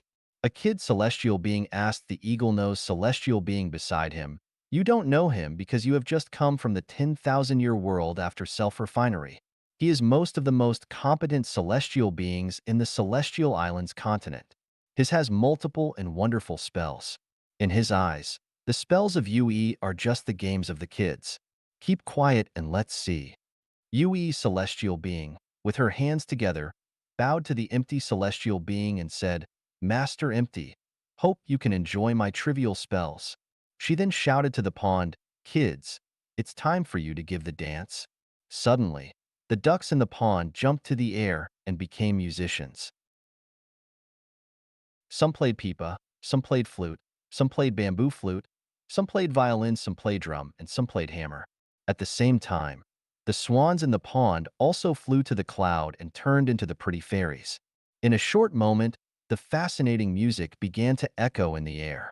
The fairies began to dance and show their youthful energy and sexy posture. The celestial beings laughed happily. The performance lasted for about 1 hour. Then the fairies and players went back to the pond in the form of swans and ducks. When the celestial beings had enjoyed themselves, they stood up. An elderly lady celestial being, with purple hair on the head, gave a Zen posture, with her palms together, and said to Yui's sister, "Thank you for your hospitality. I want to go back home now because I have to handle some business on my island." The other celestial beings also said, "We will have to leave now. Thank you for much. Next time I will host you on my Sufficient Treasures Island. See you, or see you next time." Then they all rode on their animal vehicles and flew in the sky. Celestial being Yue bade farewell respectfully with her hands joined, looking up in the sky and said, "Thank you for your presence on the Snow Peak Island." When all the celestial beings were not seen in the sky, she waved her right hands and left hands, gave a Zen posture with her palms staying together, and gave out a mouthful of white mist. Suddenly all the buildings, pavilions, trees, flowers, grass, mandarin ducks, and ducks all disappeared. The land returned to the wilderness. She was then transformed into a golden ray, which merged in the snow peak immediately. The continent for 3 realms lives to pass through. The continent for 3 realms lives to pass through is a mysterious one. From the perspective of the material world, it cannot be found at all in the universe. The continent is just like a miniature of the Earth universe. That is to say, the Earth universe is the multiplied version of the continent for 3 realms lives to pass through. However, it is not the plain multiplication because the God of the heaven world going to the continents for inspection, the Buddha or God from the celestial world going to the mortal world for survey or another cycle of life, or the people of the mortal world heading towards the celestial world due to their successful self-refinery, have to pass the continent for 3 realms lives to pass through. Only after entering the space tunnel can we see the outline of the continent for 3 realms lives to pass through. But it doesn't mean that each person, Buddha, or God who has entered the space tunnel can see its overall outline. In most of the cases, they just pass by the continent. For example, the people of the mortal world who have had the perfect human nature enter the space tunnel after their death. At the end of the space tunnel, they will see a colorful life bridge, the passage to the continent for 3 realms lives to pass through. After they pass the colorful life bridge, the administration of the continent will, in accordance with their spiritual nature, send them to the 1,000-year world just like sending a fax. The people cannot stay in the continent for 3 realms lives to pass through. If the heaven world decides to send a celestial being to the mortal world to accomplish a mission, they will first summon him or her to the continent for 3 realms lives to pass through before faxing the celestial being to the mortal world. The continent for 3 realms lives to pass through is like this in my eyes. After passing the colorful life bridge, we can see a rainbow heaven gate. Looking into the gate, there seems to be a colorful tunnel. After walking into the gate, we can find there are 36 doors along the tunnel, standing opposite to each other. At the end of the tunnel is a brilliant radiance. Looking into the first door, I saw the burning fires with the extreme heat. Many people were in the fires crying and moaning, suffering from the scorched skin and flesh, which was really brutal. The angel said to me, "This is the inflaming layer. They are suffering because it's their retribution. All people who had been killing or torturing others have to endure the sufferings here." Seeing into the second door, I found the ice blocks and cold winds inside. Many people were frozen in the ice layers, unable to move or cry. The chilly cold air penetrated their skins and bones, causing severe pain in the body. The angel told me timely, "This is the frozen layer. One good turn deserves Anther. They had done many bad things in the mortal world, and they deserve it. You don't have to show mercy to them." I looked into the third door and was frightened. It was really a horrible world. I saw a man trying all the means to hide himself when numerous monsters, devils, goblins, and ghosts were chasing him. He rushed to a tree and stood against it, trying to hide himself from them. Unexpectedly, the tree stretched out its hairy, bloody, and thin hands in front of his eyes, then towards his neck. He ran away scared and came to a rock, standing against it. Suddenly, he felt someone scratching his back. He looked back and cried, "Oh, my God." A bloody head was on his shoulder with the green eyes looking straight at him. He was so scared that he rushed forward. Nevertheless, the ground where his feet stood cracked and sunk him. He looked down and saw thousands of poisonous snakes and centipedes were gazing him at about a dozen of meters below him. Many snakes began to climb towards him. I got sweated and dared not to see any more. The angel said, "This is the hell world.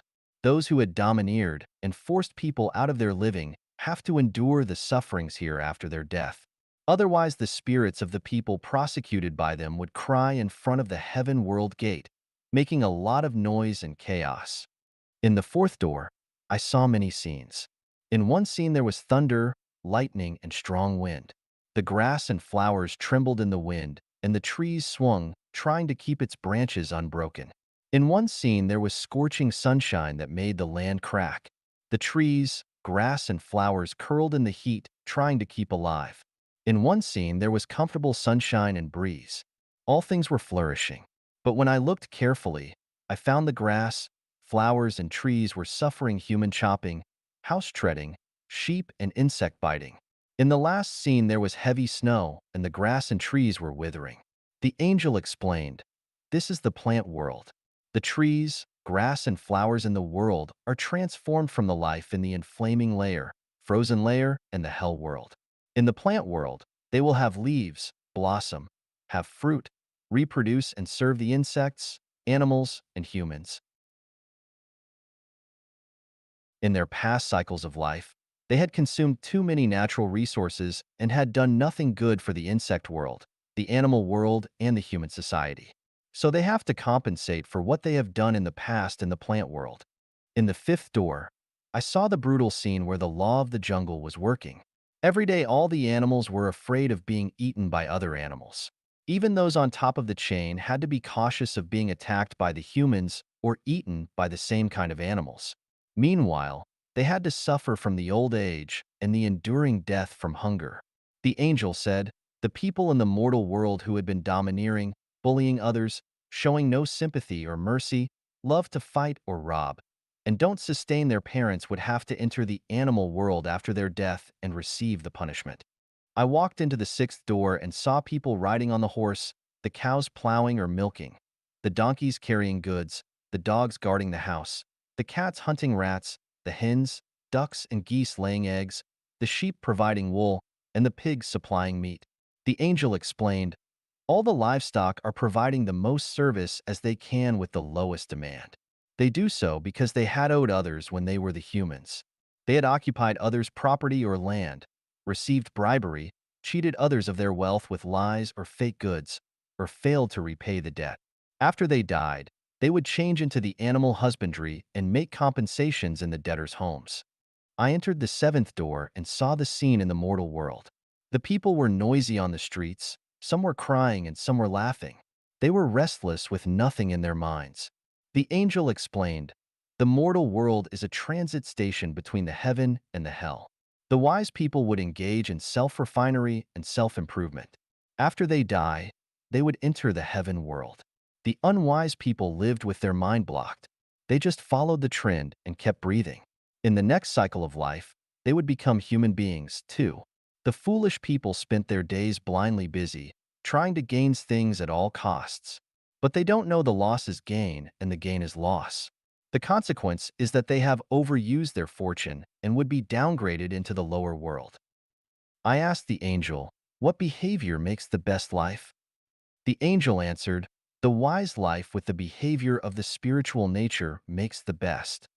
I asked again, "What is the wise life, the behavior of the spiritual nature?" The angel explained to me, "The Jehovah's Witnesses live ordinary family life without lust. They don't engage too much in the worldly grudges and concentrate on the pursuit of the future grace. This is the wise life with the behavior of the spiritual nature." The Buddhists and Taoists refining themselves in the temples also purse the highest spiritual nature at the lowest demand. They have seen through the vanity of the world and desire the Buddha state. This is also the wise life with the behavior of the spiritual nature. And the Muslims and Christians tolerate the dissidents and behave modestly. This is also the wise life with the behavior of the spiritual nature. Then what about the other people?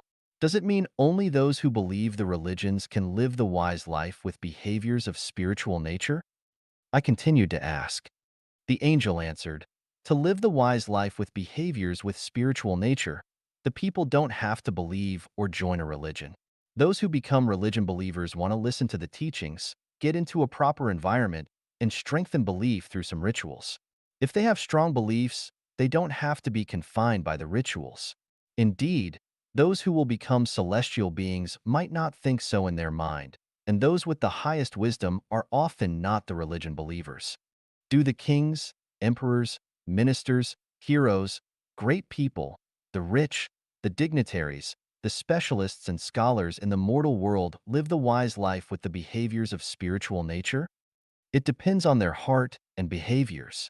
In general, those who purse the worldly fame, wealth, position, and welfare are not living the wise life with behavior of spiritual nature. The more they have gained in the mortal world, the less they will reserve in the celestial world, and less probable they will enter the celestial world. What about the common people? Most common people have no time to consider the deep life meaning because they are busy making a living. So their time is engaged in handling the daily affairs. Strictly speaking, their life is no different from that of the busy worms. Due to the shallow perception, it is difficult for them to establish the firm belief. Only a few common people know how to follow their nature, lead a natural life, and keep their mind at peace.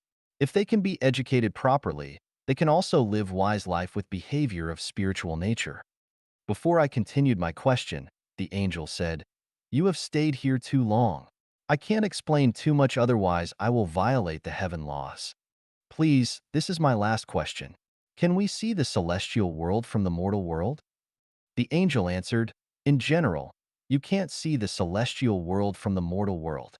Only a few designated people can see it. That's the mirage seen by the people in the mortal world. After that, I made rush visit to the 1,000-year world, 10,000-year world, and the Elysium world. In the Elysium world, I visited the cathode black hole body, the heaven world, the zero world, and holographic order world. Upon arriving at the seventh door, the angel pushed me into the door before I knew it. I felt faint and dropped into a black hole with my head down. Gradually, I lost my perception and memory. Moon Temple Continent. This is where the celestial beings listen to the teachings by the Allah, ancestor of the Buddha and Yahweh. God's continent. This is where the God of the celestial world arranges the events for the celestial beings, Buddha. Supreme Authentic Wisdom Continent. This is where the apprentices of the ancestor of Buddha with the highest Buddha nature live. Apart from the above-mentioned thousand-year world, 10,000-year world, the Elysium world, inflaming layer, frozen layer, hell world, plant world, animal world, and livestock world, the other worlds include holographic order world. It refers to the protective outer layer of the Earth universe, just like the eggshell. It seems that it is composed of the high-energy cloud cluster. In the chaos world, once you have understood it, the thinking can enter the state of chaotic thinking, and you can have full perception of complete freedom and the God. At that time, everything you do is right, even if you kill hundreds of people because you have been integrated with Tao. The Zero World. It is where the Allah, ancestor of the Buddha and Yahweh, stays. The Heaven World. It is the core of the Earth universe and where the God moves about administering the universe. The Cathode Black Hole Body. It is the planet with the highest energy in the universe and where the gods violating the heaven laws are imprisoned. The Anode Black Hole Body. It is the womb of the females or women. The Dream World. It is the negative space entered by the spiritual nature of the life in the subconsciousness. It is the vast space without the existence of time-space. The space reflects the history and current situation of the dreamers. In fact, it mainly reflects the future of the dreamer in metaphors instead of directly. Sometimes the reflection is reverse. All life will have dreams, not only the humans, but also the animals, plants, and celestial beings. The insect world, the world of the insects. The bacteria world, the world of bacteria. The landscape and climate world, the space where the mountains, stones, rivers, and weathers operate. The Zero World, Heaven World, Elysium World, Cathode Black Hole Body, Thousand-Year World, and 10,000-Year are the senior spaces of life. The Livestock World, Animal World, Plant World, Hell World, Inflamed Layer, and Frozen Layer are the junior spaces of life. The Holographic Order World, Anode Black Hole Body, Dream World, Insect World, Bacteria World, and the Landscape and Climate World are the intermediate world. 灵觉比理性分析更保险. Spiritual sense is more secure than rational analysis. Xiefeng. December 26, 2020. Translated by Qin Yu and edited by Care. People have six senses: sight, hearing, taste, smell, touch, and spirituality.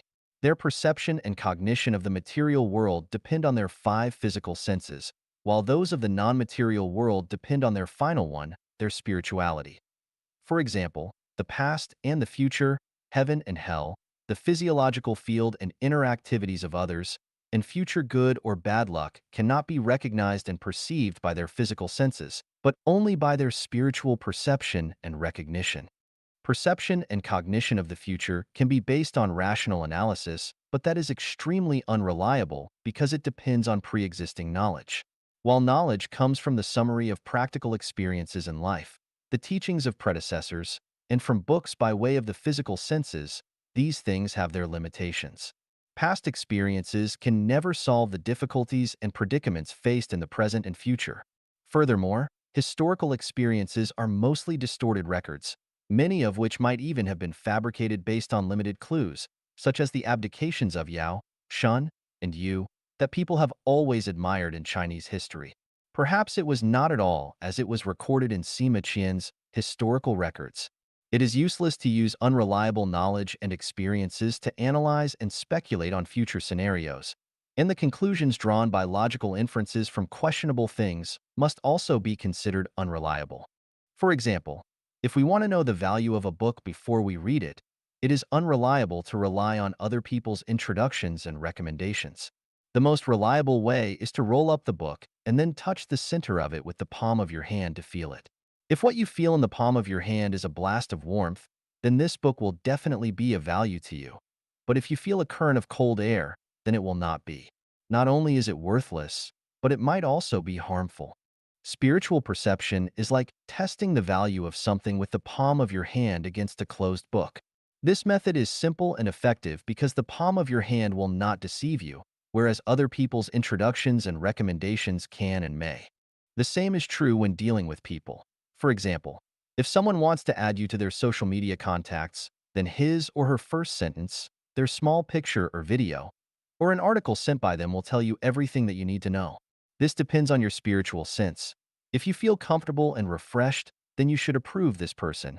But if you feel uncomfortable and unpleasant, or dark and dim, then they should probably be denied. When dealing with people, it is best to capture their first telepathy. If you feel good, then you should associate with them. But if you feel bad, then please stop immediately. Once you have dealt with people for a long time, you will develop rational analyses and cognitive judgments. At that time, cut, it won't sever. Sort, it become messier. It is your troubling woe and an unspeakable taste fills your heart. Whether it is for a person, a theory, a religion, a political party, or a country, it is more effective to use spiritual perception and understanding. For the future, spiritual perception is more accurate. From this point of view, it is better to read fewer bad books and hear fewer bad words. The more messy knowledge and information that you know, the more spiritually insensitive you will be. 万年借一瞥, a glance at the 10,000-year world. Xiefeng, February 7, 2008, Chinese New Year's Eve. Translation edited by Qinyo. The misty waves extending into the distance, the blue waves stretching boundlessly, the clouds displaying 10,000s postures, and the thousands of sandy islets flush with color. These are the abundant scenes of the vast Zongting Sea, dreamlike and illusory with its silver sandy beach clean and wide, winding and stretching. The Mayun Mountains tower against the sea, with overlapping peaks and endless stretches. Its main peak, Tongtian Peak, is 90,000 meters above sea level, tall and steep, majestic above the clouds. On the top of the peak, there is a sky-gazing cliff with a wide and flat ridge, about 2,000 square meters.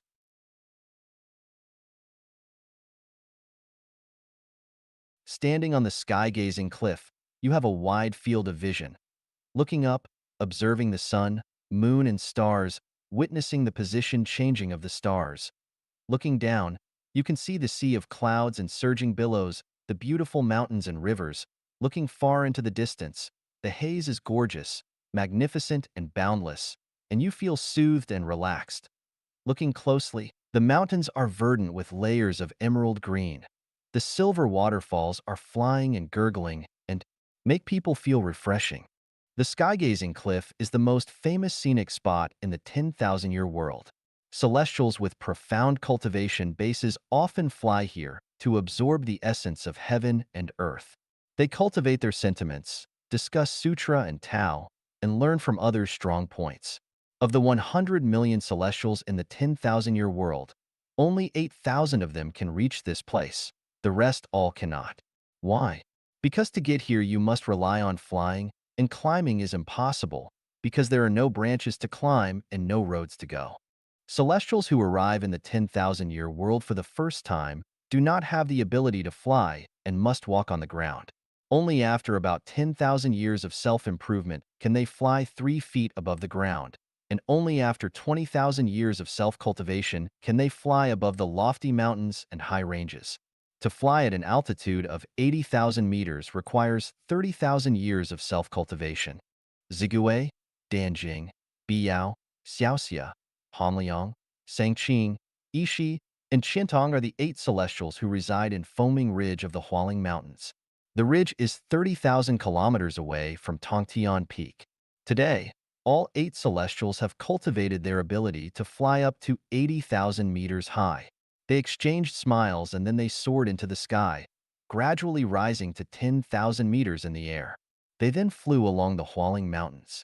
The mountains slid away behind them, and the winding rivers disappeared one by one. Layers and lumps of clouds and mists receded one after another. The feeling of flying is so wonderful and comfortable.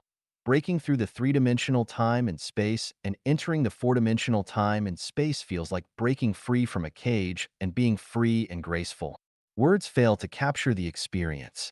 Zigui exclaimed, 10,000 years within the cocoon, transforming flesh and bone, and once emerged as a butterfly soaring high. Without the connection with the divine, akin to double wings, how could we ride the rainbow today? Biyao echoed.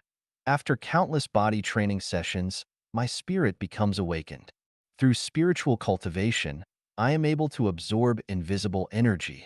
Embryonic breathing is activated, revealing itself as a mystical power bestowed by the greatest creator. Han Liang also felt an urge and said, "For 30,000 years of building the foundation, refining the essence, transforming qi and the spirit, perfecting the structure to be in one with the Tao, begin realizing how profound Tao is." After flying for about 10,000 kilometers, the Hualing Mountains finally vanished behind them, and an endless vast grassland lay ahead. This is the most famous Marj Sangqing grassland in the 10,000-year world. Here, horses gallop, herds of deer relax, antelopes frisk, bison gallop, zebras play, camels lie idly, goshawks circle vigorously, gulls spread their wings freely, cranes and storks pose grandly, skylarks sing and dance, trumpet vines bloom all over the field, and meadow lilies, the landscape like stars. Red, orange, yellow, green, blue, indigo, and violet blend together, resembling colorful pearls embedded in the green grassland. The blue sky, clean air, gentle breeze, and warm sunshine create a poetic and vibrant scene. Danjing was so happy she lost track of time. She let go of her voice and sang, "Beautiful Marge Sangqin, you are the garden of life. You are like a charming fairy. Make me look forward to for so long, wandering on your vast chest, bathed in the flowery scenery of love. I want to throw myself into your arms and suck the fragrance of your tenderness to my heart's content." Listening to the song of Danjing, everyone couldn't help but land on the grassland. The four female celestials Zigue, Biyao, Xiaoxia, and Ishi danced a rainbow dance on the green grass. The four female celestials are all about 1.76 meters tall, neither fat nor thin, with faces like peach blossoms, eyebrows like crescent moons, bright eyes and white teeth, cherry red lips, black hair like flowing clouds, heart-shaped chins, ruddy skin, long arms and legs, high breasts, waists like weeping willows, plump buttocks, and beautiful and curvy figures. While glancing, their eyes convey emotions and captivate the soul. While dancing, they are exceedingly charming and enchanting. Their supple bodies are like tender willow branches in spring. Their tenderness flows like waterfalls. They are over 30,000 years old but look like young girls in love.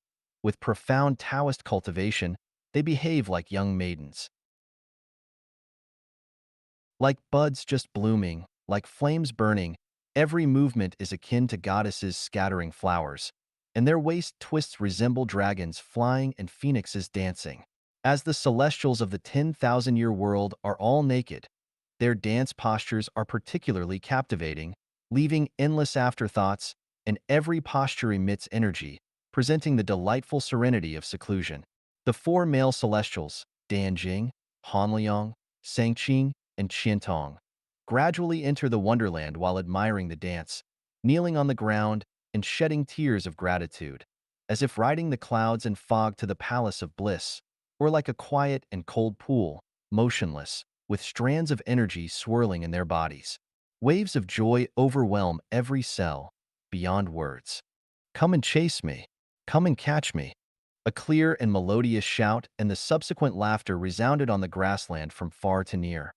Zigue and others stopped dancing and shaded their eyes with their hands and saw 6 beams of white light on the horizon in the distance, approaching like lightning.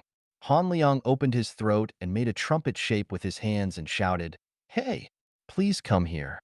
Suddenly 6 beams of white light flew to them. It turned out to be 2 female celestials and 4 male celestials.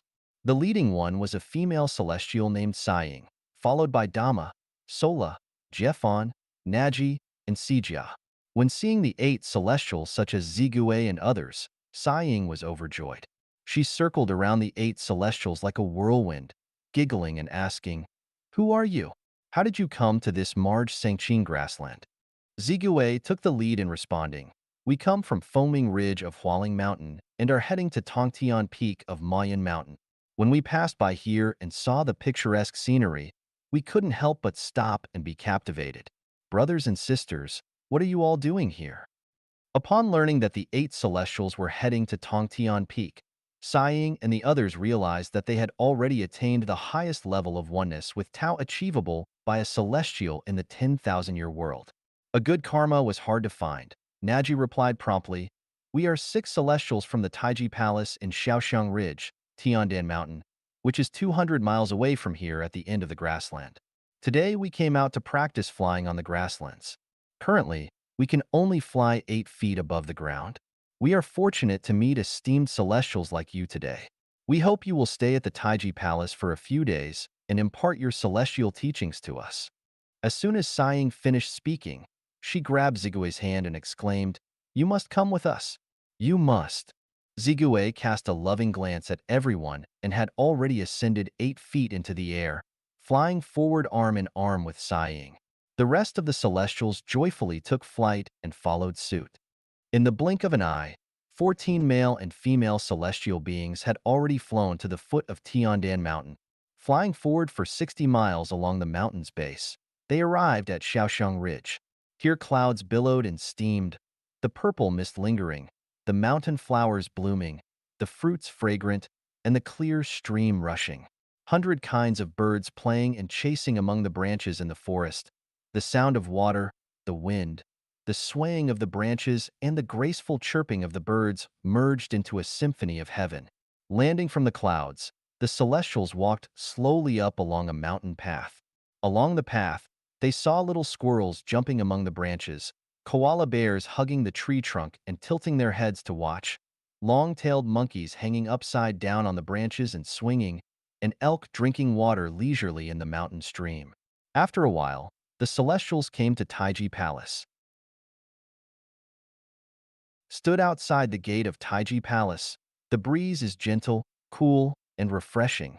The scenery is beautiful, which nourishes the heart and pleases the eyes. The Taiji Palace is back to Shaoxiang Mountain, facing the Natsong River, with the winding Tiandan Mountains on the left and the Yingxiao Pool on the right surrounded by mountains. It is truly a geomantic treasure land with the vermilion bird to the front, the black tortoise to the back, the azure dragon to the left, and the white tiger to the right. Especially the Natsong River, which is like a white-silver chain meandering and floating on the opposite vast Yaniryuan plain, like a dragon moving vigorously, like a silver bridge hanging on the river. Sangqing couldn't help but praise sincerely. Auspicious scene Shaoxiang Ridge, geomantic treasure Taiji Palace, created by nature with extremely fine craftsmanship, blissful sensations arise on this fairyland. Everyone, please enter the Taiji Palace and rest for a while. Sijia greeted courteously. Zigue and others entered the Taiji Palace one after another. One could see that the Taiji Palace was as bright as day, and the 8 treasures of splendor glittered with soft light. There were 8 cushions in the center of the palace, which were placed according to the 8 directions of Qian, Kuan, Sun, Dui, Jin, Zhan, Li, Can, which are not only a place to rest, but also a place to practice. It turned out that there were also 8 male and female celestials living in this Taiji Palace. Besides Sighing, Dama, Sola, Jeffon, Naji, Sijia, there are also Kunhe and Bairue. Looking at the expressions in the eyes of Zigue and the others, sensitive Dama immediately cleared their doubts. Kunhe and Bairue went to explore the mysterious gorge, and they will be back in a few days. The 8 treasures of splendor mentioned above consist of sunlight diamond, jadeite blue, agate jade, amethyst glaze, emerald, cat's eye yellow, olive red, and crystal rock. People who have read The 10,000-Year World know that the 10,000-year world, is 16 times larger than the Earth, and there are 16 stars of different densities arranged equidistantly in the sky, which divides the 10,000-year world into 16 zones with different luminosity. One of the zones is the dark night zone, which is eternal night, and it is precisely this dark night zones that accommodates countless kinds of gemstones in various forms, and is shining in the dark night. Therefore, all the celestials of the 10,000-year world will come here to collect and carry gems in this zone to decorate the caves where they live. The gems can not only illuminate the caves, but also be absorbed essence from, and make the caves colorful and dreamy. The flight of more than 10,000 kilometers drained the vitality of Zigue and the other 7 celestials, necessitating an urgent replenishment of energy. Sighing and the other 5 celestials also felt fatigued. The 4 celestials Sola, Jiefan, Naji, and Sijia walked out of the cave and picked some delicious peaches, delicate grapes, sweet melons, and moist stamens soon after. They presented these fruits respectfully to Zigue and the other 7 celestials. Zigue and the others looked at the melons and fruits and smiled. You can use it. We only need 8 cushions for a while. It turns out that the food of the celestials in the 10,000-year world varies according to the depth of their cultivation. Celestials who have just arrived need to eat hard fruits such as walnuts and dates, while those who have been there for over 10,000 years can eat soft fruits such as peaches and grapes. Celestials that are more than 20,000 years old do not eat fruits but only drink mineral-rich mountain spring water, while celestials over 30,000 years old no longer eat any tangible substances, but directly absorb the brilliance of the sun and moon and the vital energy of heaven and earth. While sighing, Dama, Swola, Jeffon, Naji, and Sijia were eating fruits. They watched carefully as the 8 celestials took their seats on the cushions, in accordance with the 8 trigrams directions.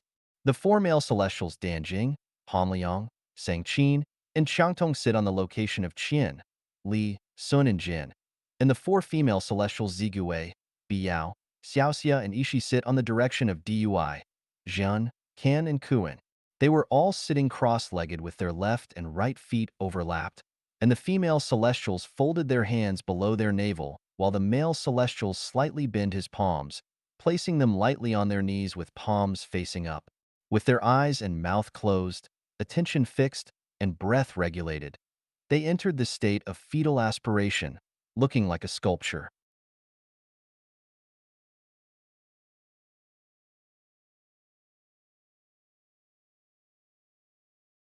Internally, following their mind's guidance, a stream of essential qi entered their governing vessel through their baihui, Sishinkang acupoints, going through and absorbed by the large intestine meridian of the hand Yangming, the small intestine meridian of the hand Taiyang, the triple energizer meridian of the hand Shaoyang, the stomach meridian of the foot Yangming, the bladder meridian of the foot Taiyang, and the gallbladder meridian of the foot Shaoyang, and the impure qi was expelled from their Shangyang, Shaochong, Jin, and Zitanga acupoints. Another stream of essential qi flowed from their Huin and Yongquan acupoints into their conception vessel, absorbing the essence and energy through the hand Taiyin lung meridian, hand Shaoyin heart meridian, hand Juyin pericardium meridian, foot Taiyin spleen meridian, foot Shaoyin kidney meridian, and foot Juyin liver meridian, and expelling impure qi from their Zhongchong, Shaoshang, Yinbai, etc. acupoints.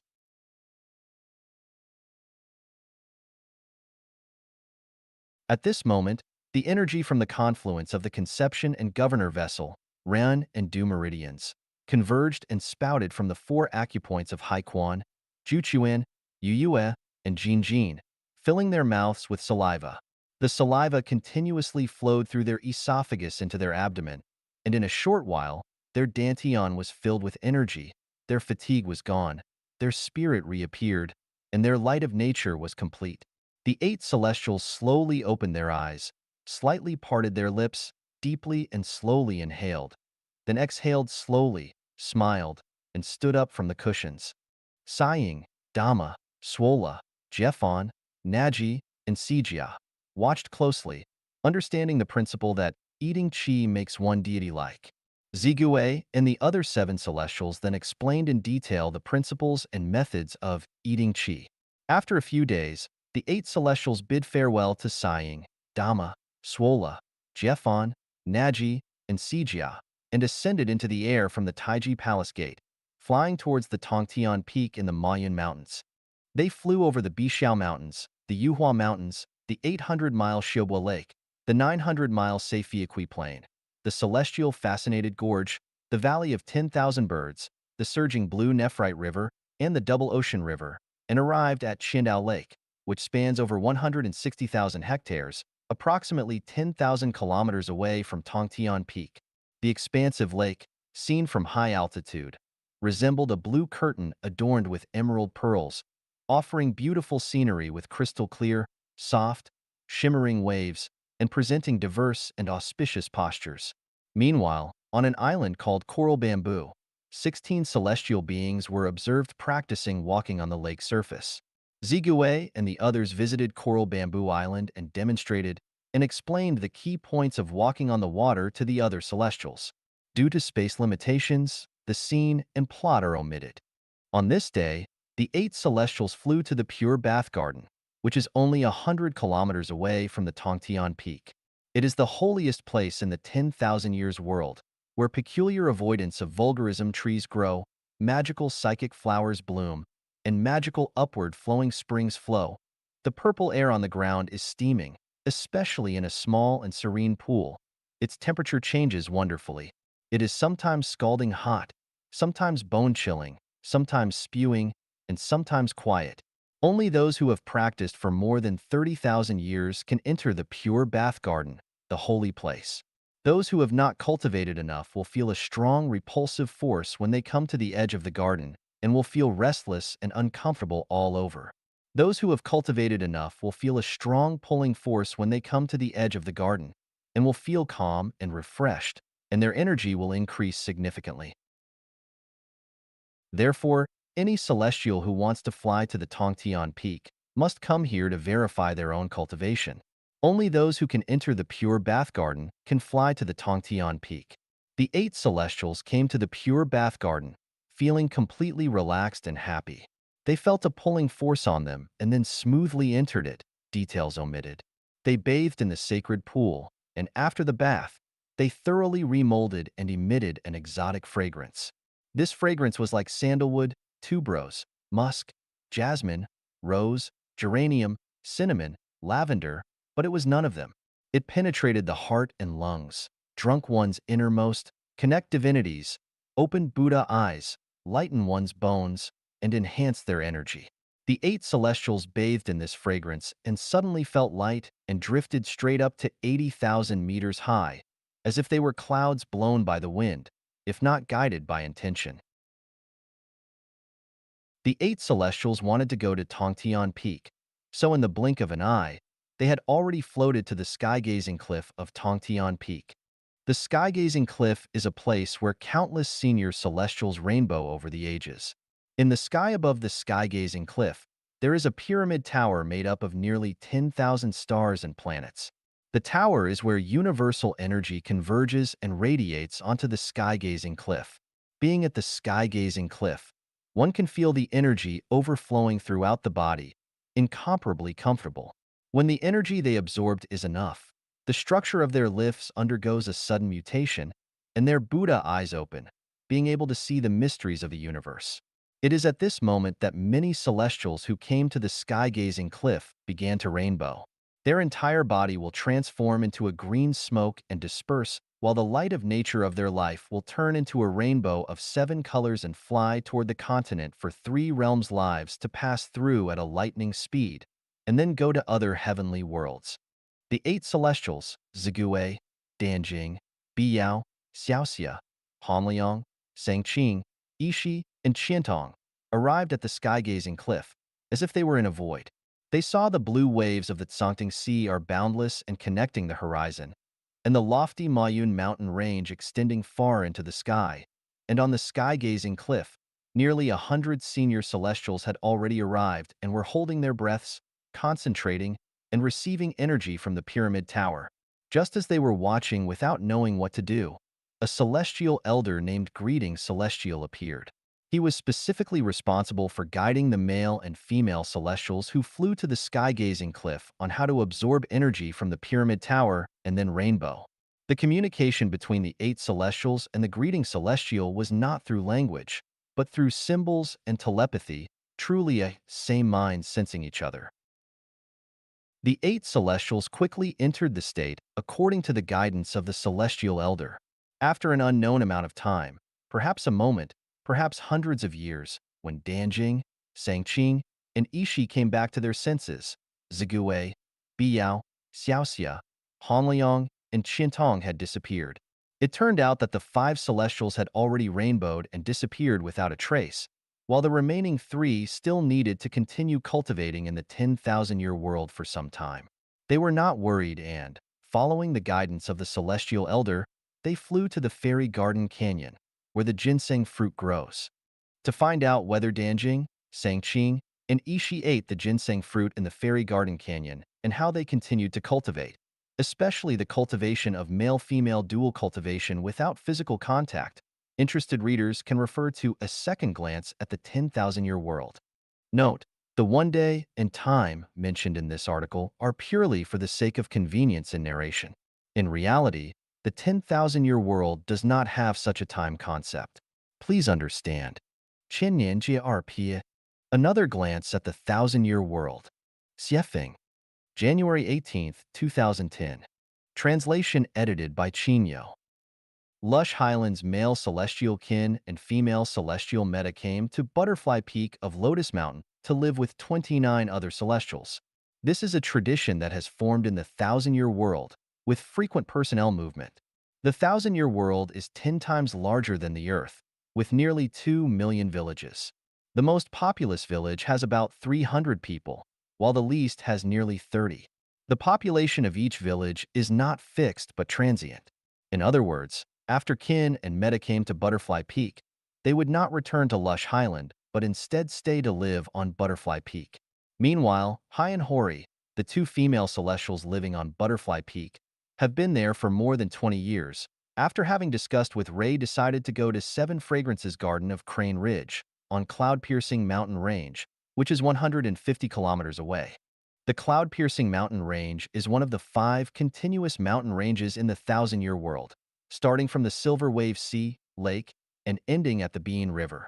It stretches for more than 80,000 kilometers, with the highest peak, Qingtian Peak, about 43,000 meters high. It is the highest peak in the thousand-year world. Crane Ridge is a mountain ridge in the middle of the Cloud-Piercing Mountain Range. On this ridge, peaks are layered and colored clouds swirl around them. The area covers more than 120 square kilometers, with mountains within mountains and peaks on top of peaks. It is tall and steep, with a variety of shapes, and the mist and clouds linger, creating endless charm. Crane Ridge is close to the vastest Yuetsong Lake in the thousand-year world. Cranes often gather here to eat and play before flying to Crane Ridge to roost. Therefore, this ridge is called Crane Ridge. Seven Fragrances Garden is a village under Crane Ridge. There are 7 fragrances here, the first from Pearl Stone, the second from Heavenly Fragrance Grass, the third from Lechuaman Flower, the fourth from Purple Osmanthus Tree, the fifth from Heart Penetrating Springs, the sixth from Longevity Fruit, and the seventh from Fragrant Winds. These 7 fragrances are continuously emitted throughout the year, nourishing the appearance, spirit, heart, and body. On this day, Hai, who was wearing a green silk dress and was slender and beautiful at over 360 years old, and Hori, who was wearing a yellow long dress and was plump and charming at over 450 years old, came to the farewell bridge with a small bundle containing a set of spare clothes. All the celestials from Butterfly Peak, including Kin and Meta, gathered at the farewell bridge to bid them farewell. Because this kind of separation in the thousand-year world is almost forever, it is difficult to reunite after parting. So everyone was reluctant to part, hugging each other with tears in their eyes. Hai choked and said, 300 miles away, I must reluctantly part with my loved ones. We have been in love for 20 years, and our love will forever be engraved in my heart. Hori wept and said, for 20 years we have been together, our affection and cherished memories shining brightly. As we depart for Seven Fragrances Garden, I can only meet you in my dreams. Handsome sang, representing all male celestials of Butterfly Peak, held Hai in Hori's hands and tearfully said, we recall the many lingering moments and boundless love we've shared. As we part, leaving behind the empty pavilion, when will we meet again? Our affection is like a range of mountains, and our love is like water within water.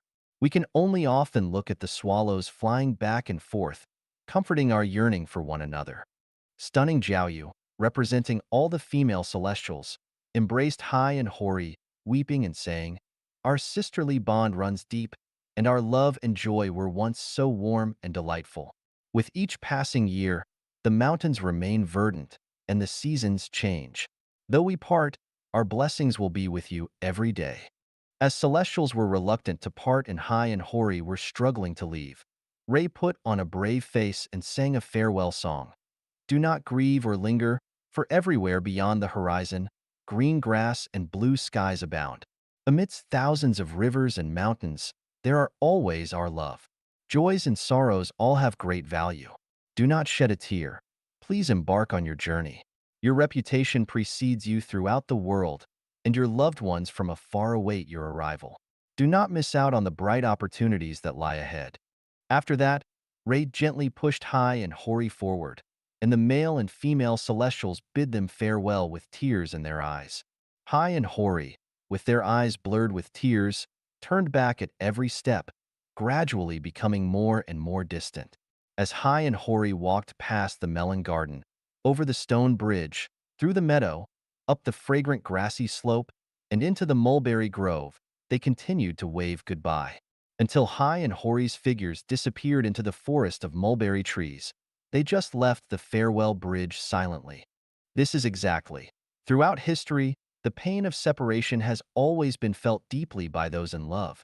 Yet it is affection that brings both joy and sorrow. After traversing the mulberry forest, they reached an open field blanketed with low-lying flowers and grasses, resembling a grassland.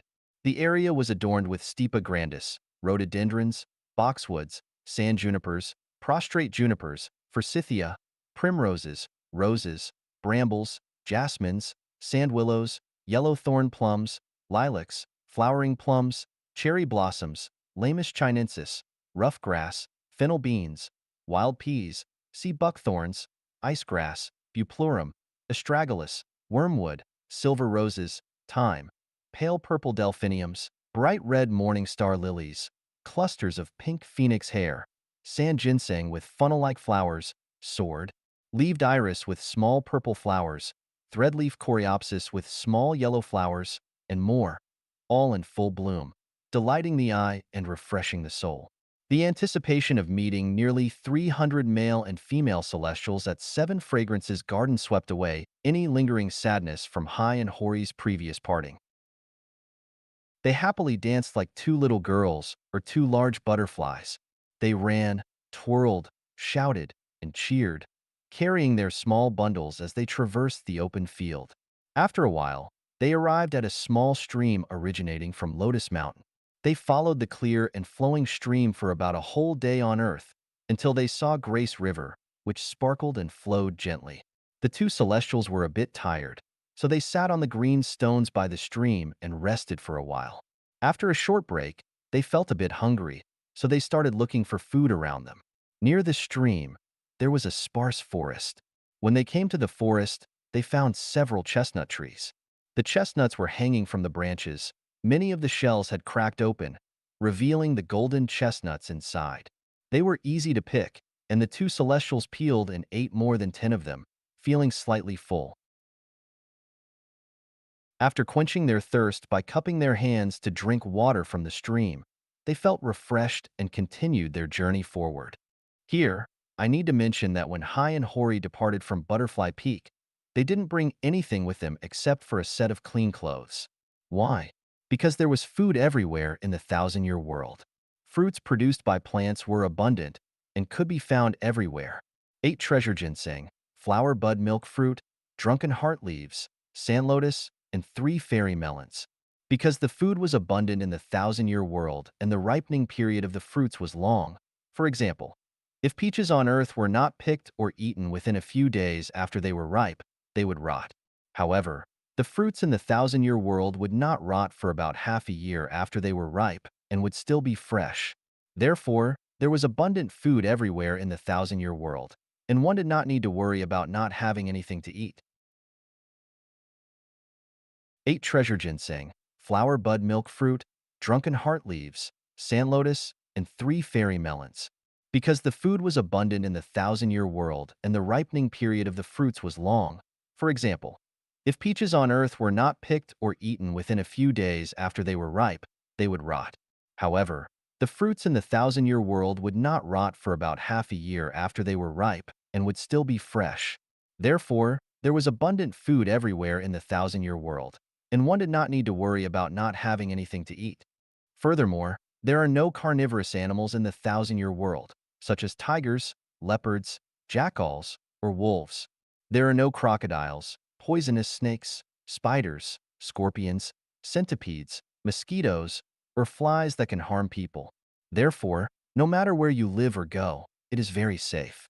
Also, the thousand-year world is basically at a constant temperature, with no strong winds, heavy rain, or nighttime, so there is no need to prepare extra warm or cool clothing. Unexpectedly to humans on Earth, the celestial beings of the thousand-year world can go without sleep for 7 to 8 consecutive days when necessary.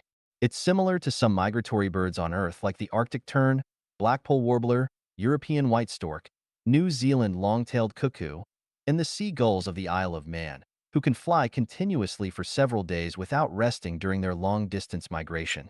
The special climate, environment, diet, and lifestyle of the thousand-year world have created a unique physiological structure for the celestial beings, just like how women in the thousand-year world have their menstrual cycle every 3 to 4 months, Earth time, instead of once a month like on Earth.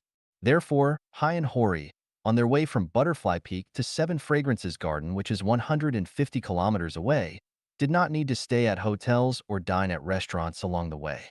Hai and Hori followed a stream and arrived at the Grace River because the stream flowed into it. The Grace River originates from the Kasirmaya Mountains, flows into the Ripple Lake, and has a total length of over 23,000 kilometers. It is wide and clear, with a gentle current. Hai said to Hori, "Sister, the terrain ahead seems rugged and difficult to walk on. Shall we take the water route?" Hori readily agreed. "Okay, my dear sister." So, the two celestials began to swim down the river. In the thousand-year world, there are 10 big rivers and numerous lakes and around 100,000 small rivers, so the male and female celestials all have been swimming since childhood and are all skilled swimmers. Their clothes are mainly made of silk, thin as cicada wings, so Hai and Hori didn't take off their clothes, only wrapped their small bundle around their waist, and entered the Grace River to drift downstream. It was like drifting clouds driven by the wind, and they felt as if they were being caressed by thousands of hands. The green hills on both sides raced behind them, and several rows of white egrets flew over their heads. The two celestials played in the water like fish, and in half a day, they had already swum out more than 30 miles. The Red Plateau was not far ahead, and Hai suggested, "Sister, let's get ashore and walk on the Red Plateau, and let's grab something to eat along the way." Hori happily agreed. "I'll do whatever my dear sister says." Two celestials landed on shore and wrung out the water from their bundles with their hands. They climbed up the red clay slope and reached the top of the hill, where they had a broad view of the wild and magnificent scenery. There were forests of Altingia chinensis, alpine pine, larch, longleaf pine, blue pine, hemlock, cold fir, spruce, unicorn leaves, lipstick plant, highland oak, birch, alder, poplar, and cypress, among which were bushes such as small artemisia, purple needlegrass, sand-binding grass, camelthorn, fruit-bearing ephedra, Sympegma regelii, tumbleweed, sand needlegrass, bush cinquefoil, sheep fescue, alpine knotweed, rhododendron shrubs, club moss, red sand willow, roundhead smartweed, Chinese, pearly everlasting, Chinese cinquefoil, dark brown sedge, marsh marigold, kidney-leaved groundsel, cushion catmint, time-leaved sandwort, fairies snow, snow lotus flower, shining needlegrass, saxaul, great burnet, and other plants. Pheasants, ring-necked pheasants, yellow pheasants, peacocks, chakar partridge, parrots, collared doves, quails, and other birds are running around among them. As they wandered through this diverse flora, they kept an eye out for raspberries and eventually found a few bright, translucent red fruits. They stood next to the small bush and picked and ate them. After finishing, they continued their winding journey through the sparsely wooded mountain slope. Unaware of how long they had been walking, they eventually crossed the Red Plateau and entered the Sangnagir grassland. The Sangnagir grassland was vast, covering an area of more than 200 square kilometers. After crossing the grassland and a canyon, they were close to Crane Ridge, which was equivalent to arriving at Seven Fragrances Garden. Hori said, "Sister, I'm a little tired. Let's rest here for a while," looking a little exhausted. "Okay, let me hold you and lie down for a while," replied Hai. The two celestial sisters lay down on the soft grassland, and Hori snuggled up to Hai, facing each other. After a while, they fell asleep. Clip-clop. The sound of horse hooves approached closer and closer. Hai and Hori woke up at the same time, sat up, and looked around. They saw four horses galloping a few hundred meters away. One chestnut red, one black, one pure white, and one black and white. Each horse was ridden by a handsome man who was racing and chasing. Hai and Hori stood up quickly, waved their arms, and shouted, "Hey! Hey! Hey!" The horsemen heard the shouting and galloped towards Hai and Hori. They arrived in the blink of an eye and circled around Hai and Hori. Then, the four men dismounted, and one of them named Dayu eagerly asked, "Where are you two from? Where are you going? What are your names? Do you need our help?" Hai excitedly replied, "My name is Hai, and her name is Hori. We came from the Butterfly Peak in Lotus Mountain, and we are going to Seven Fragrances Garden. How about you? Where are you from?" One of the four, Dayue, added, "We are from Seven Fragrances Garden. He is Raji, Gaxiu, Fubo, and I am Dayue. We are racing horses. Welcome to stay in Seven Fragrances Garden." Raji said, "Fubo and I will go and inform all the Celestials in Seven Fragrances Garden that you have arrived. Gaxiu and Daiwa will take care of you too." After saying that, Raji and Fubo mounted their horses and galloped away in a flash. Everyone watched Raji and Fubo disappear, and the sharp-featured and well-built Daiwa couldn't help but say to Hai and Hori, "Welcome to Seven Fragrances Garden, two celestial sisters. I am Daiwa, and I warmly welcome you. I would like to be a swift horse for you to ride, and a spring pool for you to bathe in." Gaxiu, with a handsome and graceful face, couldn't wait to flatter and said, "Brother is born for younger sister, and I will fulfill her every wish. From now on, we will gather at the Seven Fragrances Garden, and I will serve you under your skirt every day." Hai affectionately touched Gaxia's face and said with a smile, "The little baby is so obedient. After we arrive at the Seven Fragrances Garden, I will give you a chance every day to wash my fragrant feet." As she spoke, she laughed merrily. Hori asked Dayue with a smile, "Are you a good boy?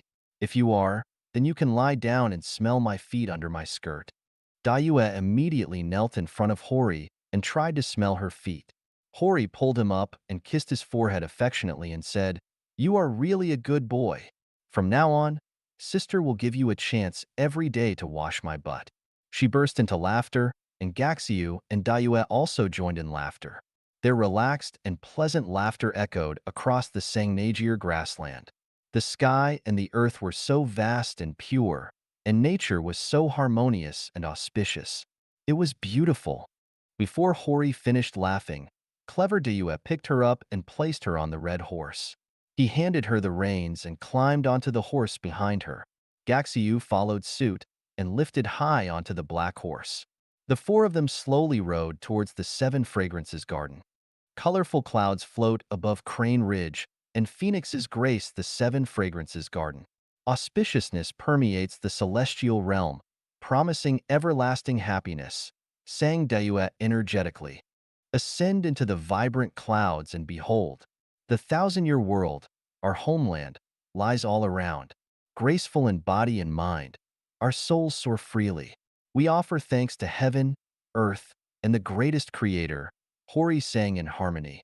Clouds flying, water flowing, celestial cranes dancing, and flowers exuding fragrance. Brothers lead sisters back to their homeland, hearts and spirits intoxicated with joy. The melody of happiness resounds throughout the journey, Gaxiu sang along. Light steps, minds and bodies brimming with vitality. It's akin to a dream, entering a fantasy realm, where green mountains and clear waters harmonize, waves gently ripple, and mandarin ducks frolic. Every corner of the homeland teems with delight. Hai joined in the song. As they walked, conversed, and sang, they soon departed the Sangnagir grasslands, reaching the wind-singing canyon. Towering rocks and peaks adorned the canyon, while exotic flowers bloomed in profusion. Every breeze produced a melodious resonance, echoing through the valley. The winding path ahead was challenging, prompting Dayue's suggestion to let the horses run. Hori and Hai tightened their grips on the reins, urging the chestnut red and black horses, resembling fairy tale creatures, to gallop. Dayue and Gaxiu embraced Hori and Hai tightly from behind. The rhythmic movement and the warmth of their embrace stirred a sense of relaxation and comfort, signaling the onset of estrus. Amidst this enchanting ambience reminiscent of an impending storm, the four celestials remained silent, not knowing how much time had passed until they emerged from the canyon, spotting a group of horses galloping toward them. It was Raji and Fubo, leading villagers from Seven Fragrances Garden to greet them. "Hey, we're here," Dayue shouted loudly, and the two horses carried the four celestials forward to meet the group of celestials. When they were still more than 100 meters away from the horse herd, Raji, who was sitting on a pure white horse, shouted loudly, "Everyone, line up to welcome them." The group of celestials shook their reins, and instantly more than 30 horses formed a line in a formation. The chestnut red and black horses, with Dayue, Hori, and Gaxiu riding them, rushed to the front of the line. They lifted their hooves, approached, neighed a few times, and then stopped. It could be heard, the group of celestials shouting in unison, "Welcome the distant celestials to Seven Fragrances Garden." Hori and Hai, sitting on their horses, bent down and clasped fists to salute everyone, saying, "Thank you all for coming to meet us. We greet and salute all the brothers and sisters of Seven Fragrances Garden." "Let's go," Raji shouted, leading the way towards Seven Fragrances Garden, and the others followed suit. The horses Hai and Hori rode were among the group, and everyone rode together in high spirits and excitement, arriving at Seven Fragrances Garden in no time. Seven Fragrances Garden is located at the foot of Crane Ridge in the cloud-piercing mountains. Nearly 300 celestial mansions were built along the mountainside, with peach and apricot fairy trees mixed in between, surrounded by exotic flowers and plants. The sunny and beautiful scenery is adorned with auspicious signs and a warm atmosphere brought by hundreds of birds. Everyone gathered around Hai and Hori and arrived at the welcome Celestial's Garden of Seven Fragrances Garden. They served up the delicious liquor-nourishing juice of the thousand-year world, picked the unique 8 treasures ginseng fruit and flower buds milk fruit of the thousand-year world. The respected Beijian of Seven Fragrances Garden welcomed them and said, "Thanks to the greatest creator for his kindness, and for bestowing the arrival of Hai and Hori at Seven Fragrances Garden. To express our welcome to Hai and Hori, we will hold entertainment activities for 3 days, with the following projects. 1. Singing and dancing in the Welcome Celestial's Garden. 2. Visiting Crane Ridge together. 3. Boating in the Lake Bay. 4. Poetry competition in the Hundred Fruits Orchard. 5. Exhibition of skills and craftsmanship. 6. Performance in the Joyful Square. 7. Guessing riddles and telling stories. 8. Sermon in Sublimation Garden. Now, let Dayue and Gaxiu take Hai and Hori to their respective celestial mansions to rest for a while, and then everyone can gather at the welcome celestial garden to sing and dance with joy. It should be noted that not long ago, 2 male celestials, Mutant and Sijia, and 2 female celestials, Yu Yao and Chini, left Seven Fragrances Garden to live in Gourd Island, 300 kilometers away. The celestial mansions where Hori and Hai will reside in Seven Fragrances Garden are the places where Yu Yao and Chini used to live. Dayue led Hori, and Gaxiu led Hai. The 4 celestial girls of Seven Fragrances Garden, Booty, Sualon, Ilong, and Weijia, accompanied them to the heart-penetrating spring. The heart-penetrating spring is located in the embrace of Seven Star Rock and is a hot spring in Seven Fragrances Garden. The water of the spring is clear and pure, and the temperature of the water is suitable. The water vapor emits a fantastic fragrance. The spring looks like a small mirror lake. There is a thick layer of clean sand around the spring, and the bottom of the spring is covered with colorful pebbles. From the edge to the center, it gradually deepens, and the central part of the spring is several meters deep, which can accommodate 40 to 50 celestials bathing at the same time. The 8 celestials came to the edge of the spring, and Booty and Sualon took care of Hori, while Ilong and Weijia helped Hai. The 6 celestial girls stripped naked and walked into the lake. They played in the water for a while before standing at the edge of the water. At this time, Dayue and Gaxiu respectively picked several green fragrant leaves, which are wide and soft, supple and strong, like a bath towel used for bathing in the mortal world. Dayue and Gaxiu handed a few pieces of green fragrant leaves to Budi, Sualon, Ilong, and Weijie respectively. Then the four fairies gently washed Hori and Hai's bodies respectively. Dayue and Gaxiu sat on the sandy beach by the spring lake, enjoying the graceful and charming figures of the six celestial girls. A wave of warm and happy feelings overflowed throughout their bodies. Hori and Hai were being touched all over by the four celestial girls, along with being hugged by Dayue and Gaxiu while riding on horseback on their way to Seven Fragrances Garden. The bouncing and friction of the horseback against their genitals sparks an unusual sense of youthful restlessness. Hori and Hai gradually became hot. This sensation served as a prelude to the impending eruption of the 4-month-long pent-up youthful surge within their bodies. After their baths, Budi and Sualon escorted Hori to Yuyao's former celestial mansion, while Ilong and Weijie led Hai to Qini's previous dwelling. Yuyao's celestial abode rested upon a flat expanse halfway up Crane Ridge, surrounded by lush green bamboo, fragrant blossoms, and the melodious chirping of birds. The scenery was breathtaking, the space bright and expansive. Standing within the courtyard offered a panoramic view, truly refreshing to the spirit. Upon entering the room, Hori was greeted by a fragrant ambience, immaculately clean and pristine. Light blue silk curtains swayed gently in the breeze, while a large bamboo bed was adorned with fragrant grass mats. The lotus root pillow, in a soothing milky yellow, were just the right blend of softness and support.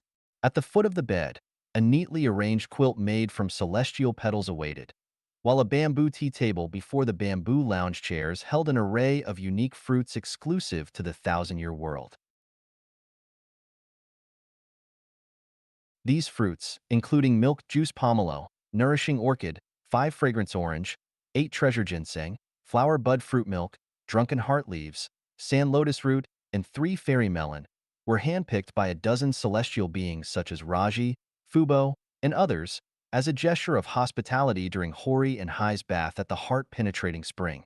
Hori indulged in some milk juice from the pomelo and a few bites of flower bud fruit before retiring to bed. Budi and Sualon tenderly tucked her in, gently caressing and patting her until she drifted off to sleep. Singing and dancing in the welcome celestial garden, Hori and Hai awoke refreshed and invigorated, already awaited by Budi and Sualon in the small courtyard, while Ilong and Weijie had kept watch for Hai in her room. After grooming themselves, they each savored a bamboo cup of nourishing juice prepared by the female celestials, a blend of honey, sweet spring water, green fragrant leaves, 100 flower stamens, energy stones, 8 treasure ginseng, longevity roots, wolfberries, red dates, and fairy fruit. This elixir, reminiscent of both wine and juice, left them feeling clear-headed and revitalized. They also enjoyed some 3 fairy melons before making their way through the winding paths of the forest and flower trails to the welcome celestial garden. This enchanting garden resembled a miniature basin, surrounded by gradually rising terrain with a flat expanse in the center, ideal for accommodating the 300 celestial beings who could sing and dance simultaneously. As Hori and Hai entered the garden, nearly 300 residents of Seven Fragrances Garden were already seated, eagerly anticipating their arrival. Upon seeing them, everyone stood up and shouted in unison, "Hori and Hai are great." The whole venue erupted with joyful cheers, vibrant and lively, as if celebrating a festival. The singing and dancing welcome party was hosted by the talented female celestial Ya Yao and the male celestial Yejuan of Seven Fragrances Garden. Ya Yao, over 400 years old, possessed a graceful figure and beauty akin to a super celestial being. Her body boasted elegant curves, and her demeanor exuded charm. With a lively and flirtatious personality, she was adored by all the celestial beings of Seven Fragrances Garden. Yejuan, over 300 years old, sported thick eyebrows and large eyes, along with fine, tender skin and a well-proportioned physique. His features were distinct, and his voice resonated powerfully when he spoke. His dancing was as fluid as water, as enchanting as magic, and as ethereal as a fairy's. His personality was rough yet refined and delicate, particularly in the expressive depths of his eyes, which held a myriad of emotions and infinite allure. capable of captivating the hearts and souls of others. Yayao took the lead with a voice as clear as a silver bell. Hai and Hori have descended to earth, and Seven Fragrances Garden is aglow with radiance. All celestial beings will showcase songs and dances to express our gratitude to the greatest creator for orchestrating such a splendid event. 1,000 miles of mountains and rivers brimming with joy, 10,000 miles of sky adorned with auspicious signs. Let us sing of the joys of life and dance with celestial sentiments. Yejuan then continued. The song and dance party welcoming Hai and Hori will proceed in the following order. Sije's solo, Gazing into Your Heart. Medi's solo dance, Intoxicated Blossoms of Seven Fragrances Garden. Yayao and Ai's duet dance, Ascending the Hill Together. Raji and Dayao's duet, Who Stole My Heart. Gandhi, Bashya, Yuji, and Huazi's flute ensemble, 100 Birds Pay Homage to the Phoenix. Sualon, Xingdi, Yuer, and Kasang's Panpipe Quartet, Serenading the Heartland. Gaxiu, Weha, Dayue, Luanbei, Liotsue, Zhuama, Lambai, and Xinluan's group dance, Joyous Savannas of Sangnajir. 18. All of Seven Fragrances Garden's residents, Flight of Love. Let us begin with Tsije's rendition of Gazing into Your Heart, Yejuan announced, as the striking figure of Tsije rose from amidst the celestial assembly, his deep and melodious voice filling the air. I gaze into your heart, where deep affection binds me to you. Do you recall our love atop the hill, where the breeze, intoxicated, carried fragrances? Violets bloomed in our midst, while flocks of cranes soared above. Hand in hand, we descended the hill, as mountains danced and Lansong rivers sang for us. I gaze into your heart, where memories of our love linger. Unable to forget our cherished moments, our love flows like the eternal Sangna River. As trumpet creepers bloom once more, my beloved, where do you reside?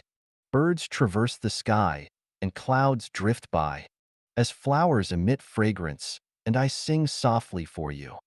With Tsije's song concluded, Medi took the stage for a solo dance, followed by Yayao and Yejuan's mesmerizing duet, Ascending the Hill Together.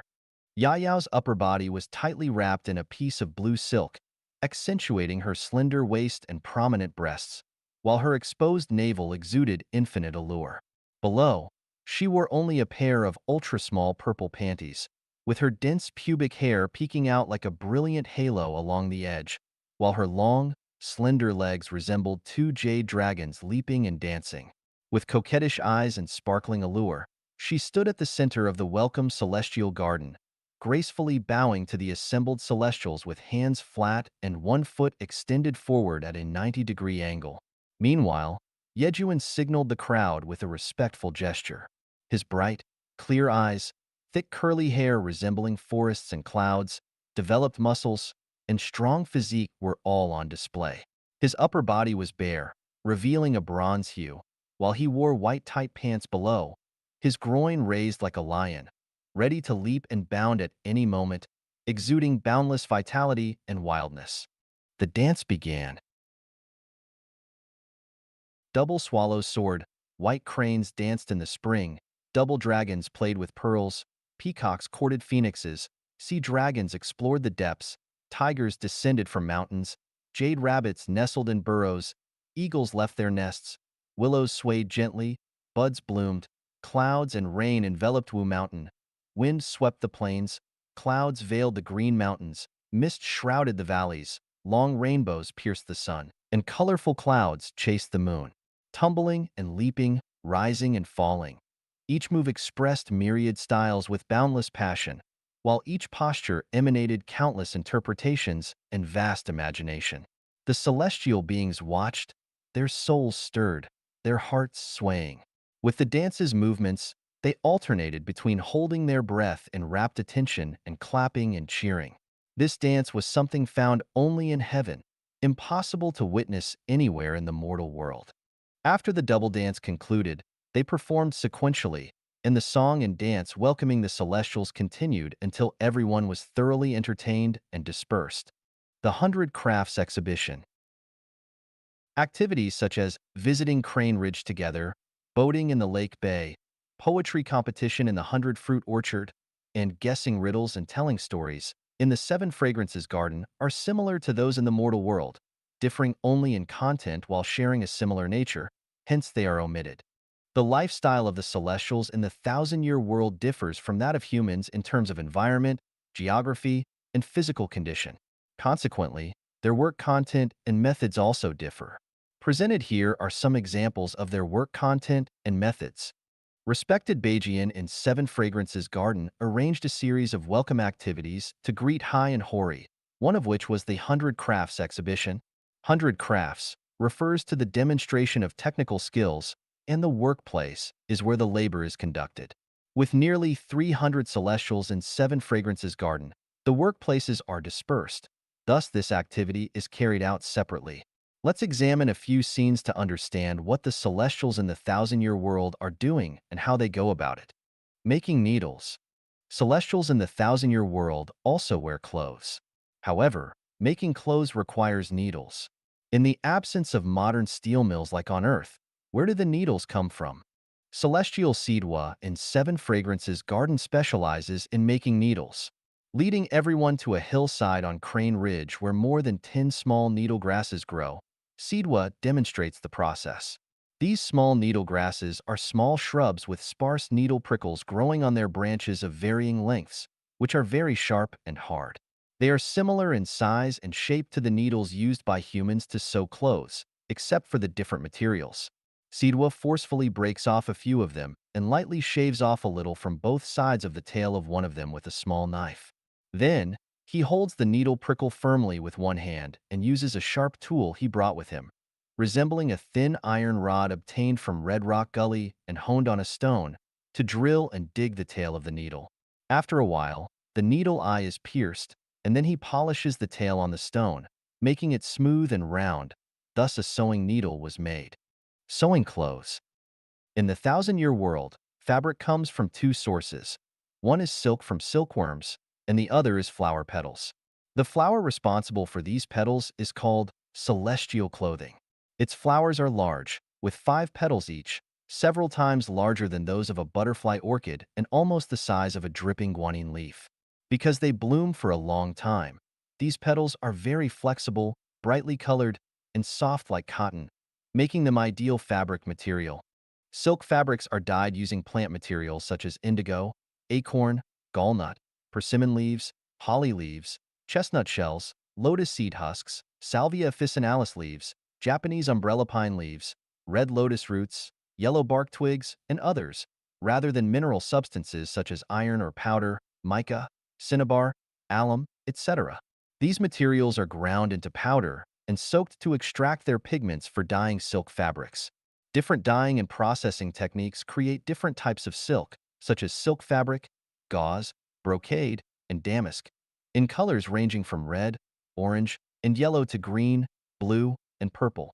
There are many shades within each color family, with yellow alone having variations like goose yellow, chrysanthemum yellow, apricot yellow, egg yolk yellow, millet yellow, gold yellow, earth yellow, and brown tea, while green includes hues like emerald, bean green, leafy green, fruit green, and ink green. Lambai, Dayao, Muchin, and Sualon specialize in sewing clothes. Lambai uses celestial clothing flower petals and wooden scissors to cut each petal according to Hai's body shape. Dayao skillfully sews the petals together with a needle. With their expertise, they quickly complete a cream-colored skirt. Similarly, Muchin and Sualon sew an apricot-colored skirt for Hori using silk, making knives, axes, and saws. Some trees in the thousand-year world grow and decay quickly, their softwood being easily processed and useful for construction. Most houses are built using this type of wood. To shape this wood, no knives, axes, or saws are needed. Instead, the wood is shaped using ropes based on the principle of rubbing ropes against wooden boards will cut into them. Some wood is hard and requires knives, axes, or saws for processing. There are no steel mills, ironworks, or steel rolling mills in the thousand-year world. So where do they get knives, axes, and saws? Consciousness creates reality. Just as fruits on Earth are created by super celestial beings to meet human needs, Materials in the thousand-year world are created by super celestial beings to meet the needs of the celestials and the environmental characteristics of the thousand-year world. About 30 kilometers from the Seven Fragrances Garden lies a canyon called Red Rock Gully. Here, there are many differently shaped stone slabs and stone strips, which are actually a special metal composite material. Materials are selected according to needs and then polished to make the necessary tools, such as knives, axes, and saws. Baxia, Kasong, Moody, Luanchin, Jua, and Hage specialize in making tools such as knives, axes, and saws. At Red Rock Gully, Baxia selects a stone about 10 centimeters long. Kasong chooses one about half a meter long. Moody picks one about 10 centimeters long, and Luanchin takes a long stone strip. They then enter a workshop they built earlier. Jua and Hage have already lit the stove, using hard red pine as fuel instead of coal. Baxia throws the 10-centimeter long stone into the fire, which quickly turns red. He then removes it with pliers and hammers it on an anvil about 50 times. In no time, a small knife is formed. After cooling it in water, he grinds it back and forth on a greenstone, resembling a grindstone. Finally, he embeds a wooden handle in the tail end, completing the small knife. Other tools, such as axes and saws, are made in a similar manner. Haircutting. Females in the thousand-year world never cut their hair. It naturally falls off when it reaches waist length and then grows anew. Haircutting is only for males. Men's beards hardly grow before the age of 600, and they almost never shave. In contrast, men's hair in the thousand-year world grows continuously from birth, which raises the issue of haircutting. Yiri and Dejia are responsible for haircuts. Currently, Siji and Mira need haircuts, so they sit on bamboo stools with Yiri cutting Siji's hair and Dejia cutting Myra's. They only use a comb and a pair of scissors, skillfully completing their work in no time. The comb mentioned here is made from leaves of the evergreen wood, shaved with a knife.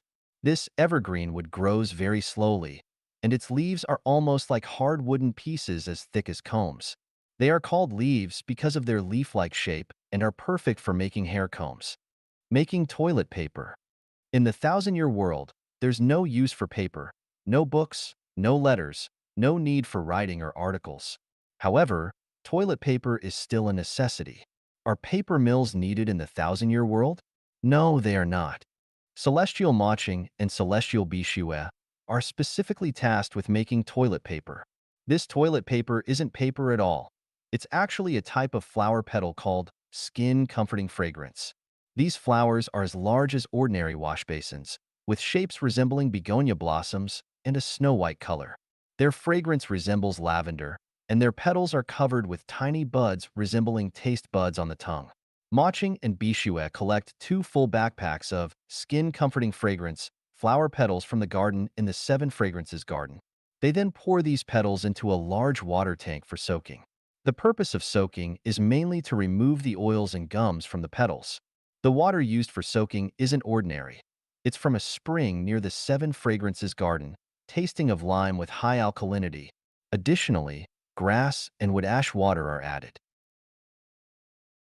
After soaking, the skin-comforting fragrance flower petals are taken outside to dry in the sun, becoming soft and gentle like cotton, serving as toilet paper. Making water tanks, buckets, and basins. Whether for printing and dyeing silk fabrics or soaking skin-comforting fragrance flower petals, water tanks are needed in the thousand-year world. With water tanks come water buckets, and transplanting flowers and plants for decorating courtyards. Water buckets are required. For washing faces, water basins are essential. So, how are water tanks, buckets, and basins made? Male celestial Lambua and Taoqian, along with female celestial Meiji and Weijia, are responsible for making these items. Meiji and Weijia go to the forest of the Crane Ridge and cut a diagonal opening in the bark of a tree, then insert a tube into it. A sticky liquid similar to milk continuously flows out, collected in a basin. This liquid is a type of glue with very strong adhesion. After collecting enough liquid, they move to another tree and repeat the process until the basin is full. This tree is called the silica gel tree, similar to the rubber tree on Earth, but its liquid doesn't solidify easily. It can be used like paint to coat walls with a brush. When it comes into contact with water, it solidifies, making it suitable for making water buckets and other items. Lombua and Taoqian cut bamboo into required lengths and sizes. Then they glue the pieces together using the silica gel sap collected by Meiji and Waijia. They also brush a little water onto the bamboo pieces to aid in bonding. This creates the side of the water basin. Next, they glue many small bamboo pieces together in a similar manner, cover them with silica gel sap, and then with a banana leaf that is strong, waterproof, and smooth, which is the root skin that wraps the main trunk of the banana plant. The two parts are bonded together as one, then cut into the desired circular shape and placed into a cylinder made of bamboo strips that are wider at the top and narrower at the bottom. Silicone tree sap is dripped around the edge, then brushed inside and out. After spraying water inside and out, the water basin is complete. Water tanks are made in the same way. When making a water bucket, holes are drilled at the top of two large bamboo strips beforehand. These strips are slightly longer than the others. Before bonding, they just place them symmetrically and insert a thick red willow stick into the holes of the bamboo strips. To create a colorful basin, plant pigments are extracted and added to the liquid from the silica gel tree. Making shoes. Making shoes in the thousand-year world is the easiest thing. Celestial Bloom and Celestial Lima show us how. They go to the forest and cut the bark of a coconut tree that wraps around the trunk after its large leaves fall off. This bark, approximately 1 meter long and 50 centimeters wide, is extremely flexible and cannot be smashed or torn apart. Bringing the bark to their workshop, they draw lines on the bark based on the size of their feet, then cut out the soles and uppers with a knife. 2 or 3 layers of coconut bark are used for the soles, bonded together with silica gel tree liquid. After soaking until firm and drying in a cool place, a very comfortable pair of shoes is made. Making toothbrushes? Sorry, the Celestials in the thousand-year world never brush their teeth. Why? Because they eat very bland food with little residue left in their teeth, and their food is created by the greatest creator and never processed. Therefore, their mouths always have a pleasant scent, and there's no mention of bad breath among them. Calculating the passage of time. Sorry again, the Celestials in the thousand-year world never calculate time, including hours, days, and years. They have no concept of time, so why bother? Not calculating time doesn't mean there's no time. In the thousand-year world, there's no need to worry about the passage of time. When I mention a Celestial's age, it's solely based on their appearance or physical features on Earth. So, does the thousand-year world have a sense of a day passing? Yes, but it's not based on celestial movements, as it's difficult to perceive or calculate days that way. It's based on changes in the environment. Since it does not rain in the thousand-year world, how do trees and plants survive and grow? Will they dry up? The answer is no. According to human time, approximately every 15 days, there's a period of water vapor transpiration in the environment, which forms clouds and fog. These clouds and fog contain a lot of water, and when they pass through an area, they wash the leaves and wet the ground. This period is considered a day in the thousand-year world. Performance at the Chamber of Joy. In the thousand-year world, the mode of production follows a system of non-ownership, where resources are shared and do not belong to any individual or group. There is no marriage, as stated in the teachings of Jesus Christ. In heaven, they neither marry nor are given in marriage. There is also no concept of romantic relationships or lovers due to the shared resources, which means there are no fixed partners for love or sexual relations. All relationships unfold naturally according to destiny. Because of the communal sharing of resources, there is neither private nor public ownership, but rather a system of non-ownership. Consequently, there is no concept of adultery, extramarital affairs, or rape among men and women. Moreover, all celestial beings in the thousand-year world possess exquisite and pure souls, and their words and actions always bring joy, happiness, freedom, and bliss to others. Everywhere is peaceful, warm, harmonious, and auspicious, with no issues of harm or conflict. The Chamber of Joy is a designated space for love, entertainment, romance, and sexual activities. In every village with around 100 celestial citizens, there is a dedicated Chamber of Joy. Female celestials in their mating season reside in the Chamber of Joy, and some non-mating female celestials willingly assist and care for those in their mating season, ensuring they can fully enjoy the pleasure of sexual activities. Any male celestial who wishes to engage in lovemaking and entertainment with a female celestial in her mating season is free to visit the Chamber of Joy and share in the delightful sexual experiences with the female celestials.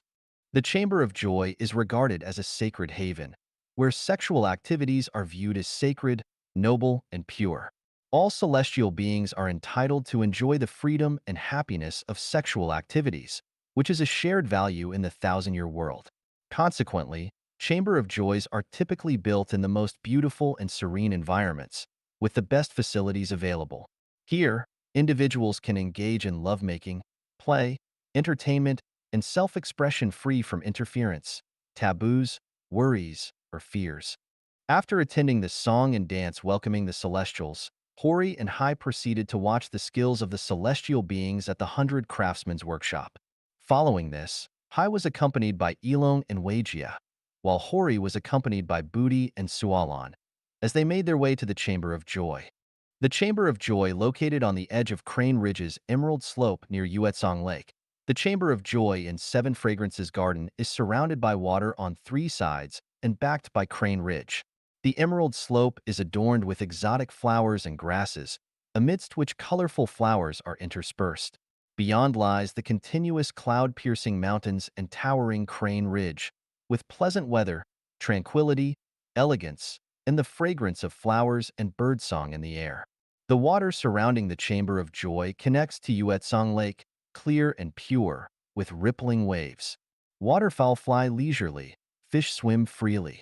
Along the lakeside, the willows droop gracefully, and the peach blossoms are hazy. Booty and Sualon held Hori's hands on either side as they approached the Chamber of Joy, resembling three young girls, lively and joyful. At the Chamber of Joy, center of the Chamber of Joy, was a garden filled with blooming flowers and fluttering butterflies. Behind it were several clusters of bamboo, swaying gently in the wind, with various small birds flying above, making nests and chirping pleasantly, making one feel happy and comfortable. A winding corridor made of various vines meandered through the secluded path, leading to over 10 independent bamboo houses hidden among the peach blossoms. Choosing a bamboo house at random, Hori entered and found it to be bright, fresh, spacious, elegant, clean, and fragrant with a hint of celestial aura. The floor was paved with small, transparent, colorful pebbles the size of beans. Inside, there were large four celestial beds, curved chairs suitable for lovemaking, bamboo sofas, and rattan chairs. A large tea table was adorned with melons and fruits unique to the thousand-year world, alongside a small bamboo vat filled with nourishing juice and a long-handled gourd ladle for convenient drinking. Booty asked Hori, "How do you like it, dear sister?" Hori kissed Booty's face affectionately and then embraced Sualon tightly, expressing her gratitude. "A thousand thanks in my heart. Life is like a blooming flower. Even if I were to transform into countless billions of myself, it is difficult to express my gratitude. Sister, let's go bathe now," Sualon suggested. "Let me introduce you. Every celestial who lives in the Chamber of Joy must first go to bathe upon arrival. The Chamber of Joy has a bath pool that can accommodate only 5 or 6 celestials bathing simultaneously. The bath pool is actually a small hot spring, rich in minerals. Bathing in it is like soaking in a bath solution, leaving the skin clean, refreshed, and even smoother and finer." The three celestial beings undressed in the room and proceeded naked to the bath pool in the backyard. Booty and Sualon, both around 200 years old, appeared as young maidens in their 20s on Earth. They were sharp, lively, and beautiful as flowers, adept at understanding emotions and possessing graceful manners that endeared them to the other celestial beings. On the other hand, Hori, over 400 years old, resembled a woman in her 40s on Earth, with a rich history of sexual experiences and a strong libido. As the three entered the bath pool, the water temperature was just right, offering a comfortable and soothing experience. Booty and Sualon tenderly caressed and washed Hori's entire body with their soft and delicate hands. Playful Booty then instructed Hori to lean her head on Sualon's shoulder and close her eyes, while she gently and delicately touched Hori's genital area, massaging her vulva, clitoris, labia, and perineum. Waves of mild spasms coursed through Hori's vagina, spreading pleasure and relaxation throughout her body. At that moment, the male celestial beings, Dayue and Raji, quietly approached the bath pool. They had already disrobed in the room chosen by Hori. Upon seeing them, Budi and Sualan silently gestured to Dayue and Raji to join them in the pool. Dayue and Raji stealthily entered the pool and discreetly took the place of Budi and Sualan. Raji positioned Hori's head on his shoulder, gently caressing and supporting her buttocks with his hands, while Dayue used his hands to tenderly touch and cleanse Hori's inner thighs and genital area. Hori was fully aware of these substitutions and actions, but pretended not to notice. After a while, Raji gently pulled Hori towards him from behind, placing his hands on her breasts and softly massaging them. Raji's erect penis slowly rubbed against Hori's crotch from behind. Meanwhile, Dayue submerged himself in the water, occasionally using his mouth to suck and lick Hori's labia. Feeling an increasing sense of comfort and arousal, Hori couldn't help but use her left hand to embrace Raji's neck. Raji seized the opportunity to kiss Hori's lips, first lightly licking her lips and then her teeth before their lips finally sealed together in a passionate kiss. Their tongues intertwined in a dance of intimacy and desire. At the same time, Hori used her right hand to lift Dayue and gently stroke his penis. Observing Hori's escalating pleasure, Budi and Sualan quickly washed Raji and Dayue thoroughly. Once everyone had finished bathing, Dayue lifted Hori in his arms and carried her out of the bath, followed closely by Raji, Budi, and Sualan, all heading back to the room. Dayue gently placed Hori on the bed and stood beside her, gazing at her. He saw Hori's fair body exposed, her delicate bones and plump muscles, her emerald eyebrows and charming red lips, her flirtatious and coquettish eyes, her soft and lustrous skin like snow cotton, and her twin peaks rising like two mushroom clouds on the undulating plain. Her slender legs were slightly apart, and her pubic region was full and sexy like a rabbit. While Dayue gazed at Hori, she also carefully observed him. She saw that Dayue had strong muscles, developed chest muscles, a handsome face with sharp features, and eyes that were bright and clear, as if expressing infinite affection. Looking at his genitals, his erect penis was like a dragon ready to overturn the sea at any time, and his glans was huge, like a leopard waiting to pounce on its prey. Hori reached out a white jade hand to hold his penis, and a drop of glistening liquid oozed out of the glands. Dayue leaned down and lightly bit Hori's ear, saying affectionately, "Dear sister, you are beautiful and tender, with infinite charm. Meeting you at the Seven Fragrances Garden, I have fulfilled my long-standing wish. Today, I am willing to do anything for you. Whatever you want me to do, as long as you like it. I am willing to enter the uterus from your vagina and sleep for 3 days. Even if you eat me, I am willing. My dear baby, I'm burning down there. Hurry up and let me taste it first. I can't stand it anymore," Hori said passionately. Hearing this, Dayue crawled onto the bed and hugged Hori tightly with both hands. Their bodies pressed together, limbs entwined, skin touching intimately, the melding of water and milk, lips meeting, tongues entangled. Hori felt that her skin pores all over her body were crazily absorbing the warmth and energy from Dayue's body, a swelling comfort. Dayue nestled on Hori's soft jade body, feeling a delicate fragrance penetrating his skin, making his whole body smooth. Dayue let his penis rub back and forth on Hori's labia from top to bottom. After rubbing for more than a dozen times, he felt the lubricating love fluid flowing out of the vagina. It was the right time. The flower buds bloomed, the glands touched the vaginal opening, and the penis gently entered the vagina further, and then plunged into the vagina with a jerk. A huge sense of satisfaction immediately spread all over the body to the heart. The love of life and gratitude for life erupted from every cell like a volcano, and at the same time, Hori let out an ah, feeling that her vagina was full, and her pelvis seemed to be cracked.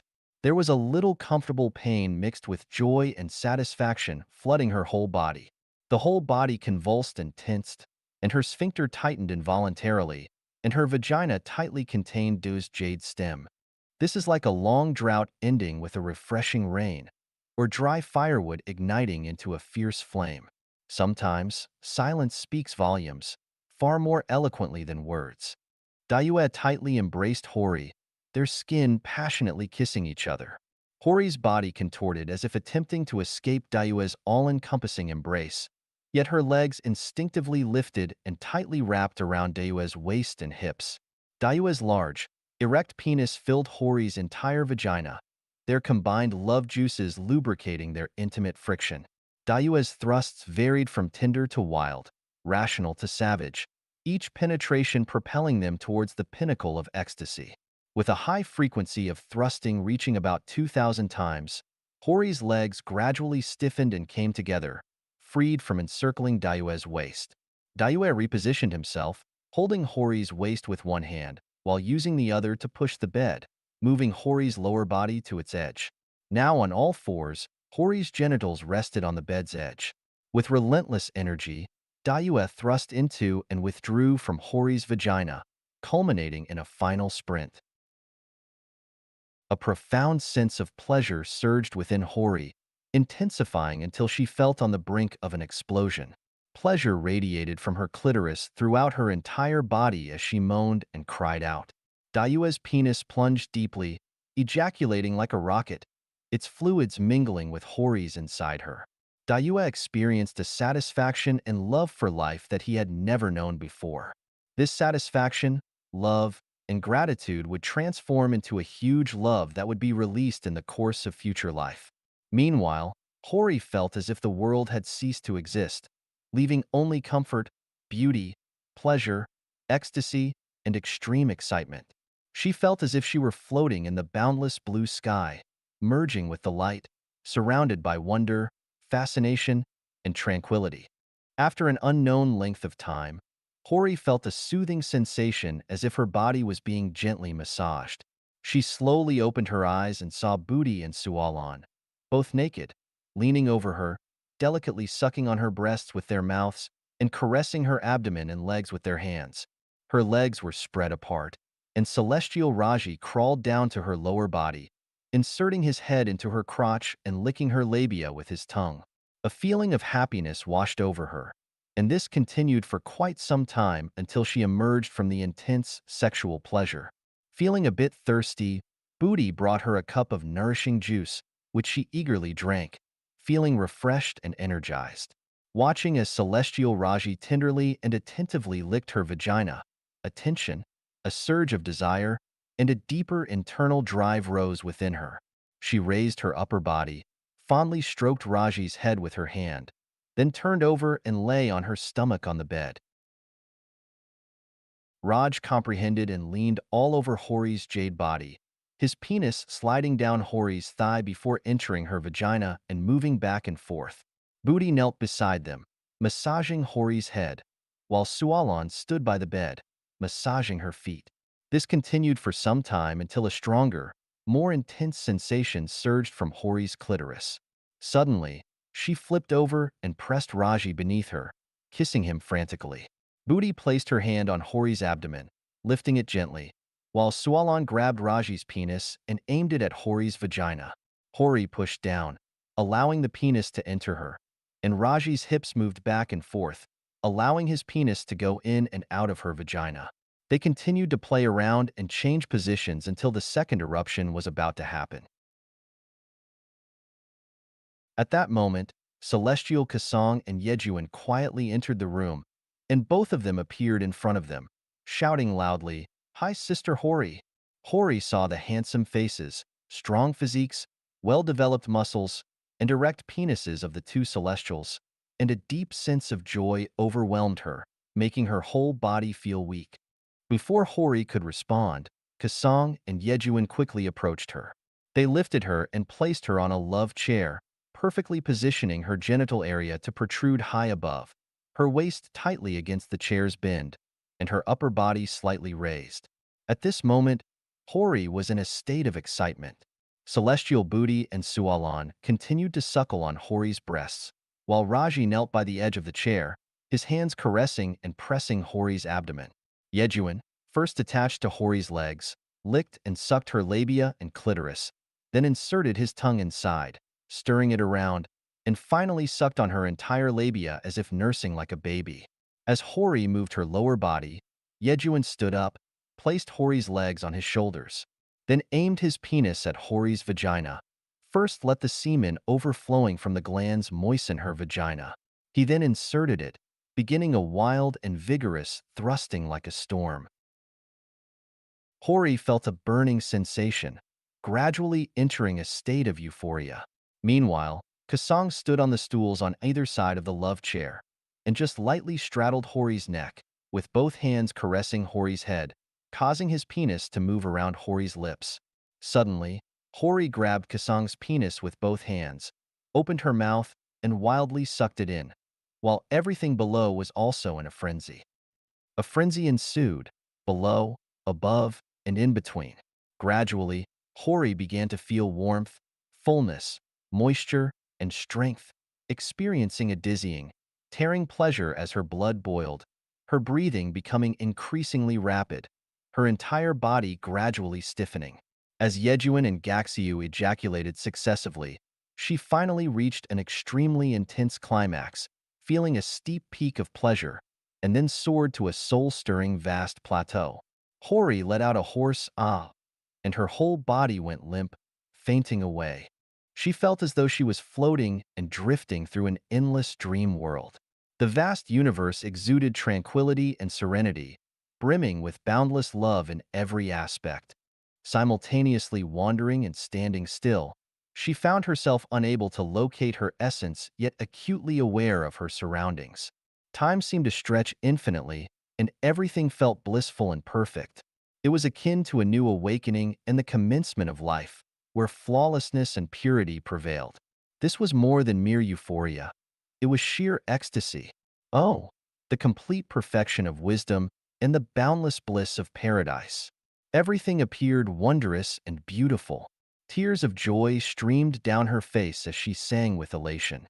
Hori beheld all the exquisite facets and life forms of the past and future. Every conceivable beauty transformed and transfigured through her consciousness, fulfilling her desires with infinite permutations, vast and unending. Ah, the Elysium world, the celestial island's continent, adorned with endless vistas gleamed resplendently, never ceasing to mesmerize.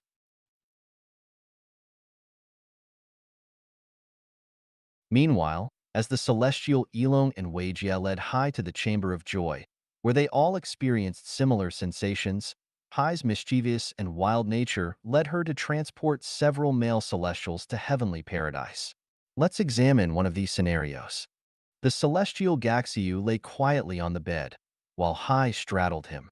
Lifting her buttocks slightly, she positioned her labia over Gaxiu's penis and forcefully sat down. Gaxiu let out a moan as a wave of intense pleasure washed over him. Hai moved her body vigorously, lifting and lowering, rotating, twisting, and swaying in all directions. Gaxia's penis was rubbed in every direction, as Hai's youthful and energetic movements continued without pause.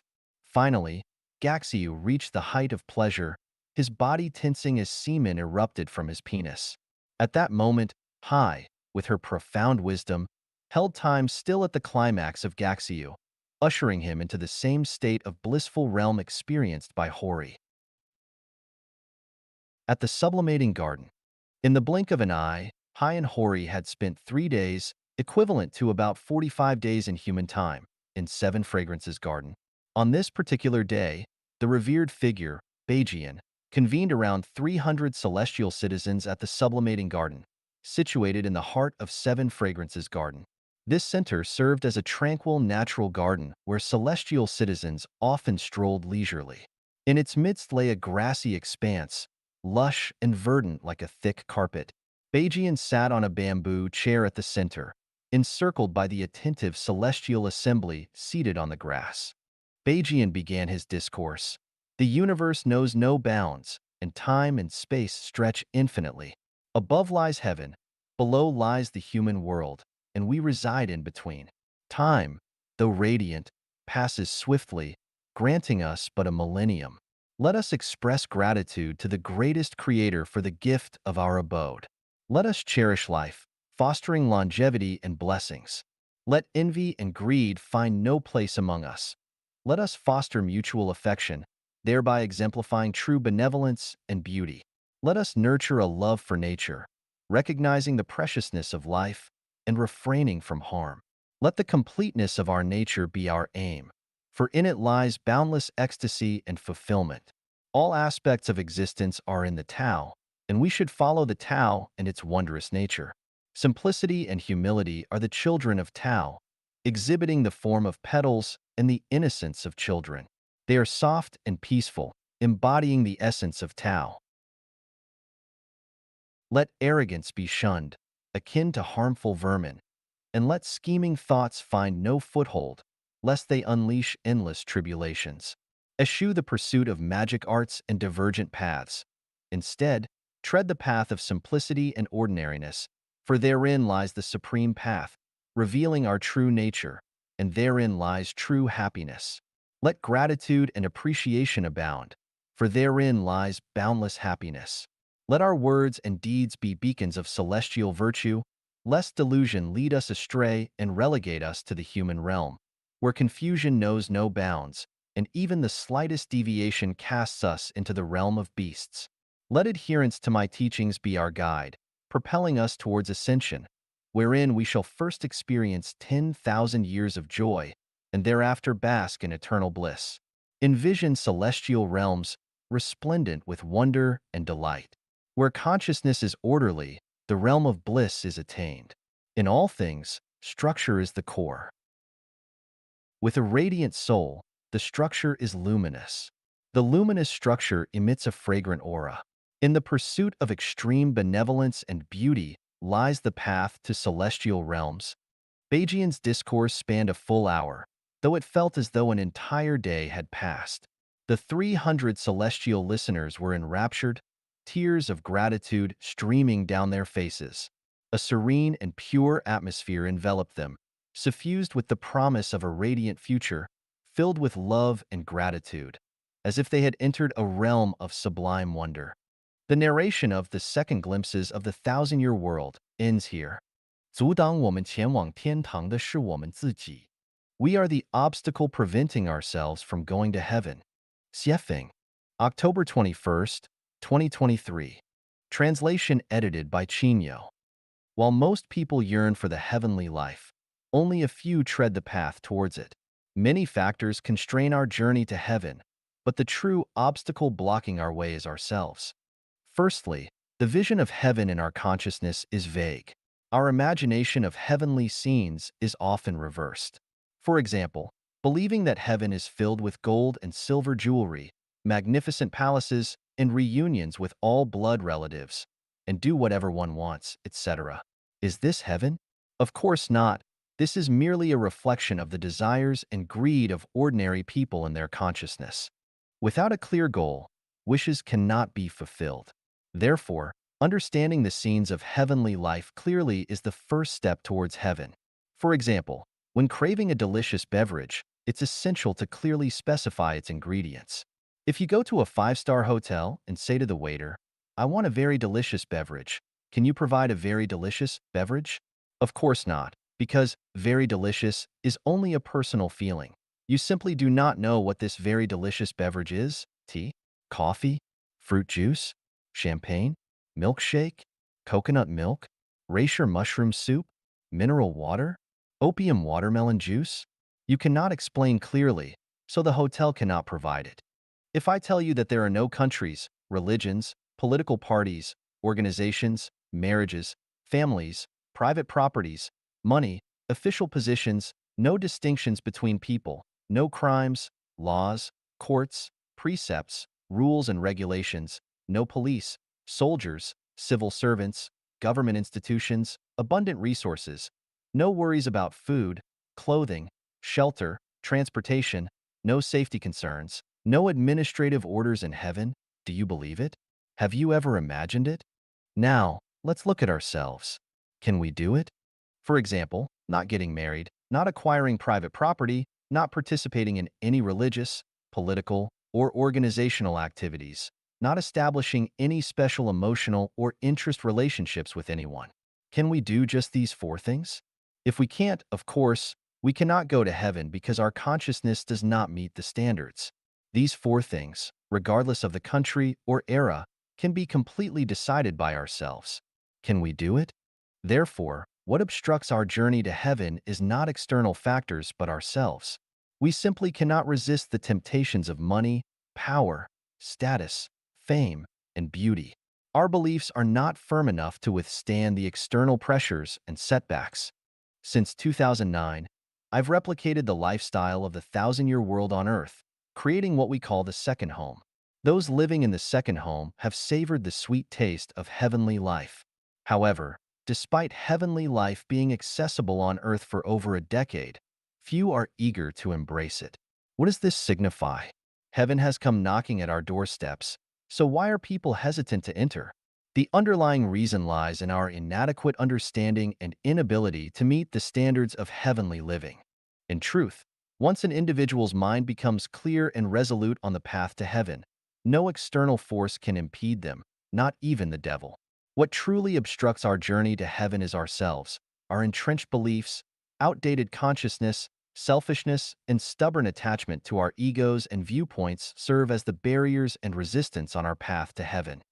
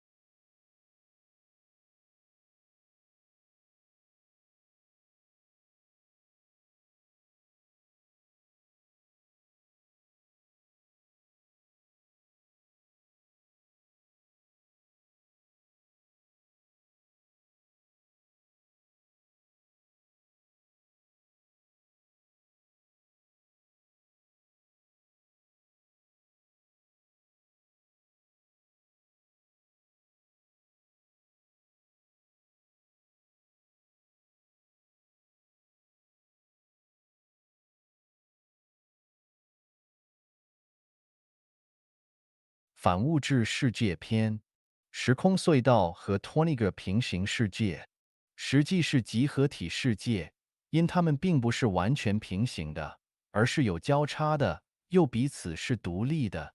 Space-time tunnel and 20 parallel worlds. Space-time tunnel and 20 parallel worlds, in reality, they are collective worlds as they are not entirely parallel, but intersect and are independent of each other. Xiefeng, May 24, 2006. The dense network of time throughout the universe, composed of positive and negative time, is called a time tunnel. The channels that connect the 36 spaces from 1 to 36 dimensions are called space tunnels. Time tunnels always run vertically, and space tunnels always run horizontally. To travel to the past or the future, one must use the time tunnel. To access the 36 spaces from 1 to 36 dimensions, one must use the space tunnel. Time and space are interlaced, interlacing 20 quadrants. We already know that time has positive and negative, and space also has positive and negative. From the perspective of positive time and positive space, there is only one quadrant, that is, the first quadrant in the plane coordinate system. When we consider negative time and negative space, there are four quadrants. These four quadrants are composed of real numbers, that is, xy, xy, xy, xy. When we enter the non-material world, we find that there is an imaginary number I. Replace I with z, and it forms a three-dimensional coordinate system with xy. This three-dimensional coordinate system has 20 quadrants, namely xyz, xyz, xyz, xyz, xyz, xyz, xyz, xyz, xc, xc, xc, xc, yz, yz, yz, yz, xy, xy, xy, xy. This means that there are 20 worlds in the entire universe. These 20 worlds can be called 20 collective worlds because they coexist in the universe at the same time. Among these 20 collective worlds, the world where we humans live is the XY world. The so-called ghost world is the XY world. The world where gods and Buddhas live is the XYZ world. The world where demons live is the XYZ world. The thousand-year world is in the XYZ world. The 10,000-year world is in the XYZ world, and the Seychelles Islands continent is in the XYZ world. When our thinking and spirituality are only limited to the material world, we can't see the other 19 worlds at all. When we only recognize the verticality of time and don't know that time also has horizontality, we are only in the plane coordinate system and only know that there are four quadrants. When we look at the world with Buddha eye, we will see that imaginary number I, that imaginary number axis that passes through the O point. People who have drawn blueprints or understand blueprints know that any three-dimensional object is composed of points and lines in the top view, left view, right view, bottom view, and sectional view. To see the whole picture of the object, you must look at it from the top, bottom, left, and right, and form a three-dimensional image in your brain. The term imaginary number was created by the famous 17th century mathematician Descartes. At the turn of the 17th and 18th centuries, Germany's most important mathematician, physicist, and philosopher Leibniz described imaginary numbers as follows. Imaginary numbers are the wonderful and strange hiding places of the gods. They are almost amphibious creatures that both exist and do not exist. When we look at the plane coordinate system, we can't see that imaginary number axis at all. Where is the imaginary number axis? The imaginary number axis is between our eyes and the O point of the coordinate system. Why can't we see it? It's like the point projected by a chopstick standing vertically under the light, or to explain it this way, when a chopstick is perpendicular to the line of sight, we only see the point of the chopstick head and can't see the whole picture of the chopstick. We can't see the point of the imaginary number axis either, because it is attached to the other points we see, just like a soul possessing a body. Where is the greatest creator? The greatest creator is in the zero world. Where is the zero world? The zero world is that O point in the coordinate system. Whether it's the x-axis, y-axis, or z-axis, they all pass through that O point. All 20 collective worlds are connected to the O point, so the greatest creator exists in all 20 worlds at the same time. Without the greatest creator, any world will cease to exist. Why should we walk the way of the greatest creator? Because only by going through the greatest creator can we reach any other space. Without going through the greatest creator, we can only go around in a certain world and never reach other worlds. We are now in the XY world. The XY world is the world we live in. For us, the other 19 worlds are all illusory. Of course, these illusory worlds are not illusory. The reason we think they are illusory is that our vision, hearing, taste, smell, and touch can't perceive them. Our spiritual sense is not open. Our thinking is limited. If our spiritual sense is open, our thinking has reached the corresponding height. We can see, the other 19 worlds, we can know that the illusory is not illusory, emptiness is form. When I say the non-material world, I mean the other 19 worlds outside the XY world. Life Changyuan sets the future of Chanyuan Celestials to the XYZ world of the Celestial Islands continent, because this is the most wonderful place. I just want to guide everyone to this wonderful place. How to get there? First, we must have a comprehensive understanding and comprehension of Chanyuan corpus and Siefeng corpus, and actively participate in the construction of Life Changyuan. The core content is to fully understand the 8 levels of thinking and the 8 mysteries of life. Every condition is indispensable.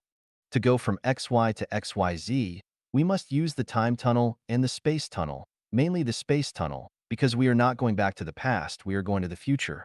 From XY to XYZ, although it is parallel movement, there is a process in between.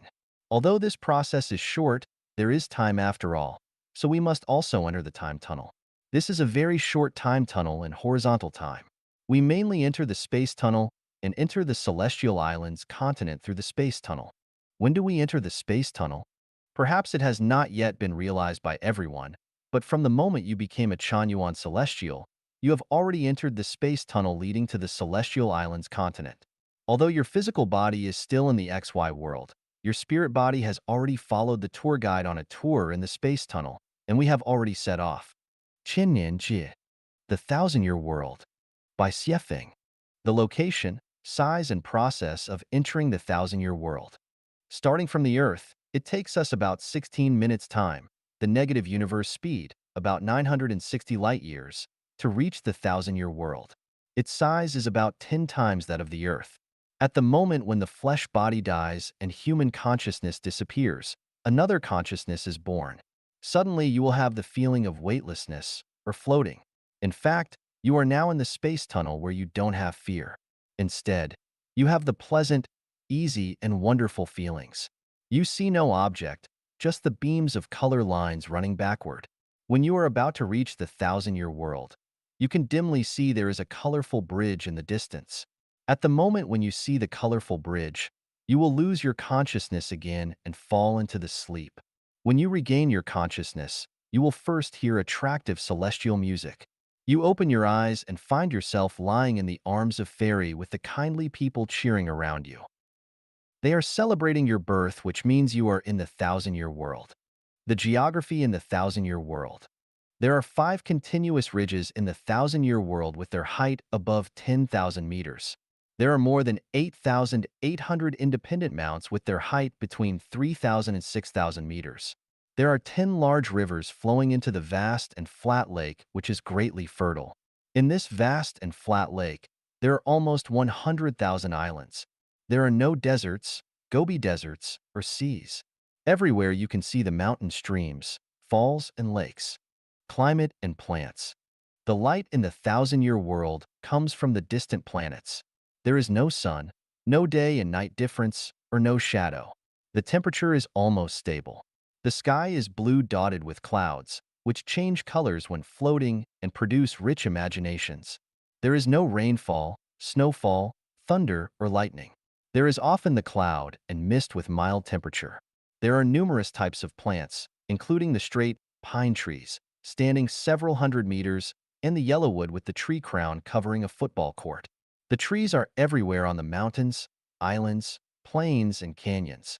They are not dense but green all the year. The flowers are blossoming all the time. A certain kind of flower can keep changing its color and give out different fragrance. The plants in the Thousand-Year World grow very slowly. It takes a leaf 3 years, Earth time, to grow up into its normal size. It takes a pear 10 years to be mature. The life longevity of all animals and plants are 10 times of that of the animals and plants on the Earth. The average human life longevity is 100 years on the Earth, the average figure considering the future. However, the people in the Thousand-Year World will live 1,000 years in average. That's why it is called the Thousand-Year World. Animals and insects.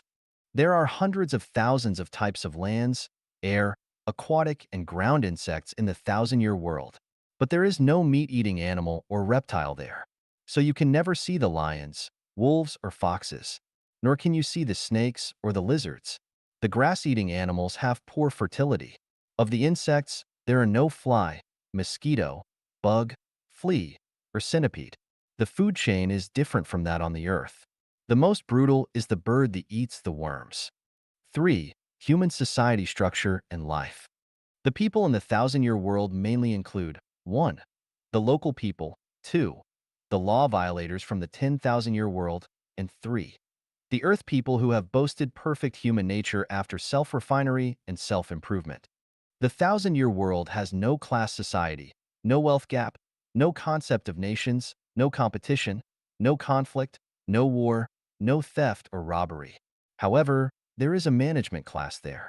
There is no modern industry, agriculture, or livestock. There is no city or rural area. But there are numerous games here. The only work is to build the roads, boats, and houses, raise the silkworms, weave the cloth, and make the clothing. Because there is no rainfall, snowfall, cold weather, hot weather, day or night, the house structure is different from that on the Earth. The people saw the wood with the rope made of a plant fiber. The wood of the houses is soft and easy to process. The roof is made by the large leaves of a solid plant. The wall is made of the dense red salix.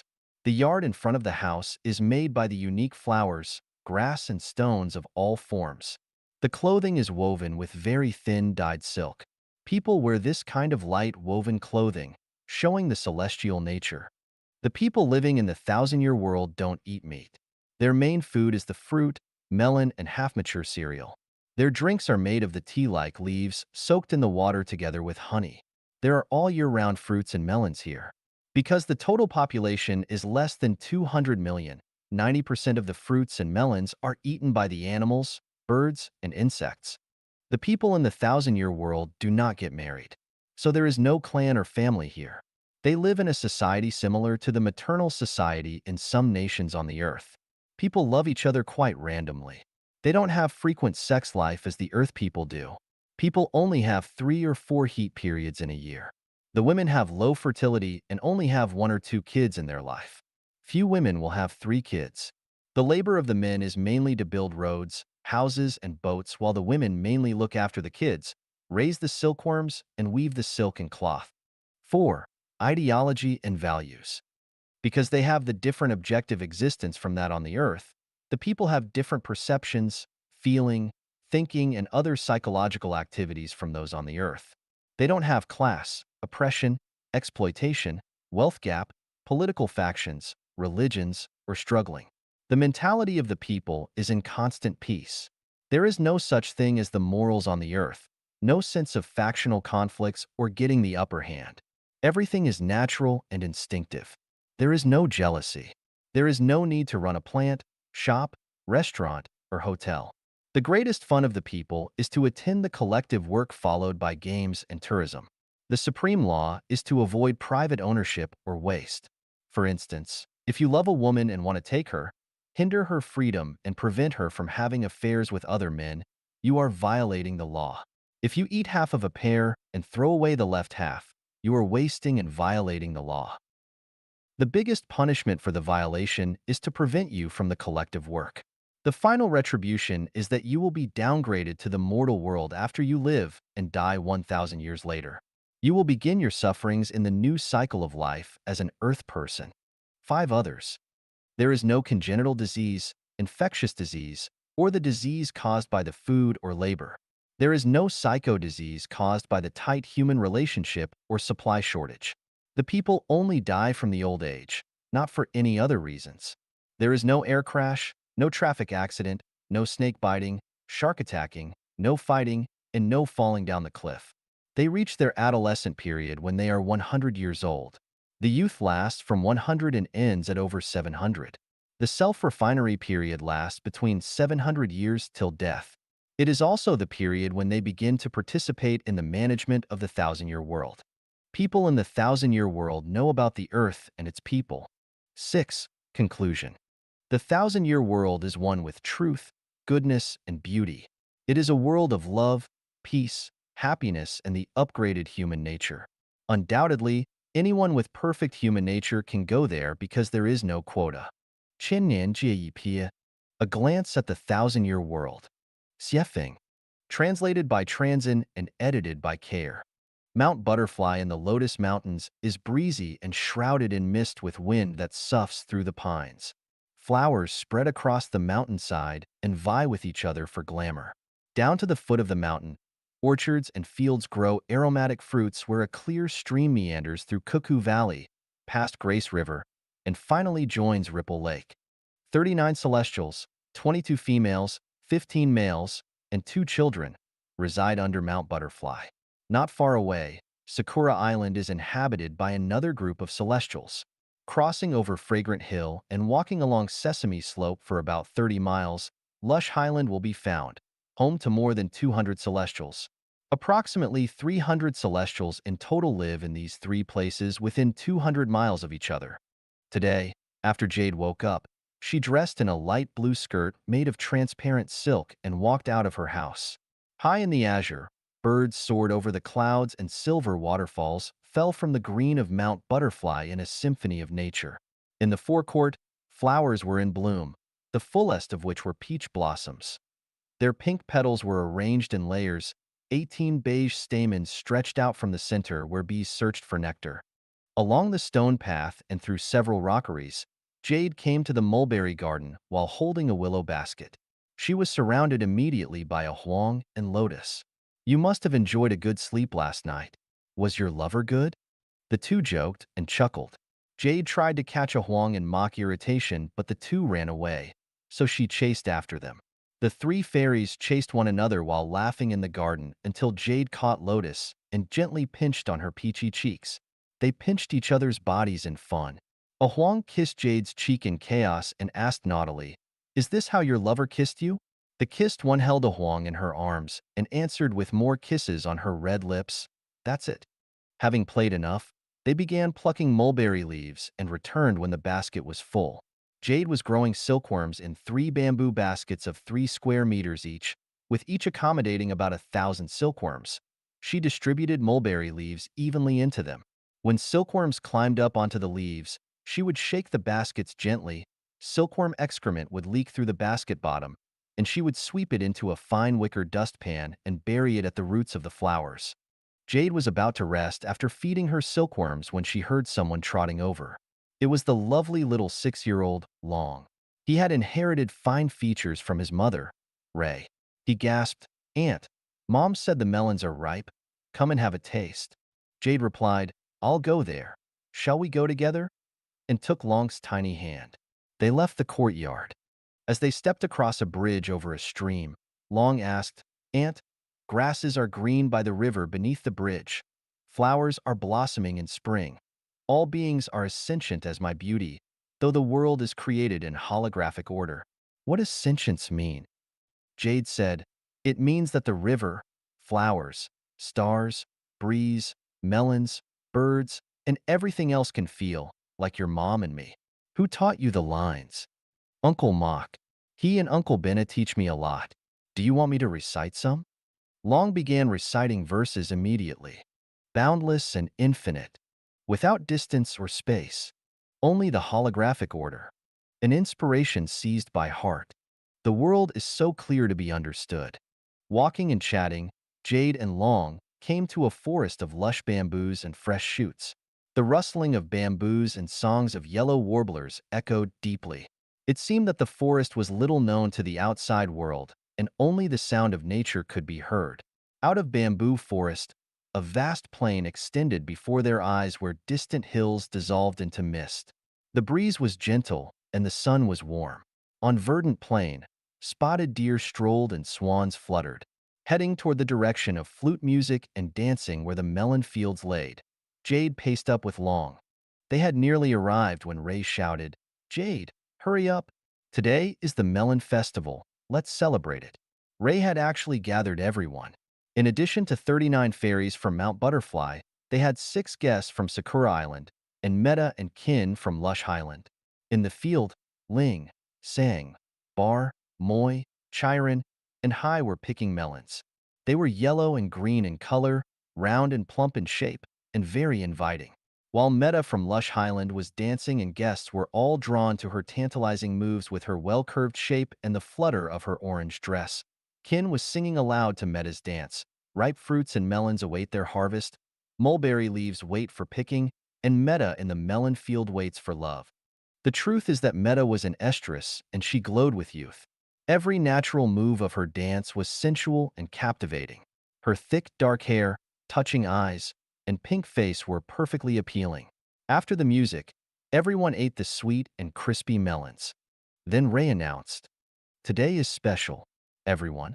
Stop building bridges, paving roads, collecting honey, trimming orchards, and making clothes. These melons have been grown for 3 years since I planted the seeds from Peach Village of Birdsong Mountain. Enjoy them. The melons will induce your saliva and refresh you, and their pleasant impression can last for 10 days. In addition, Meta from Lush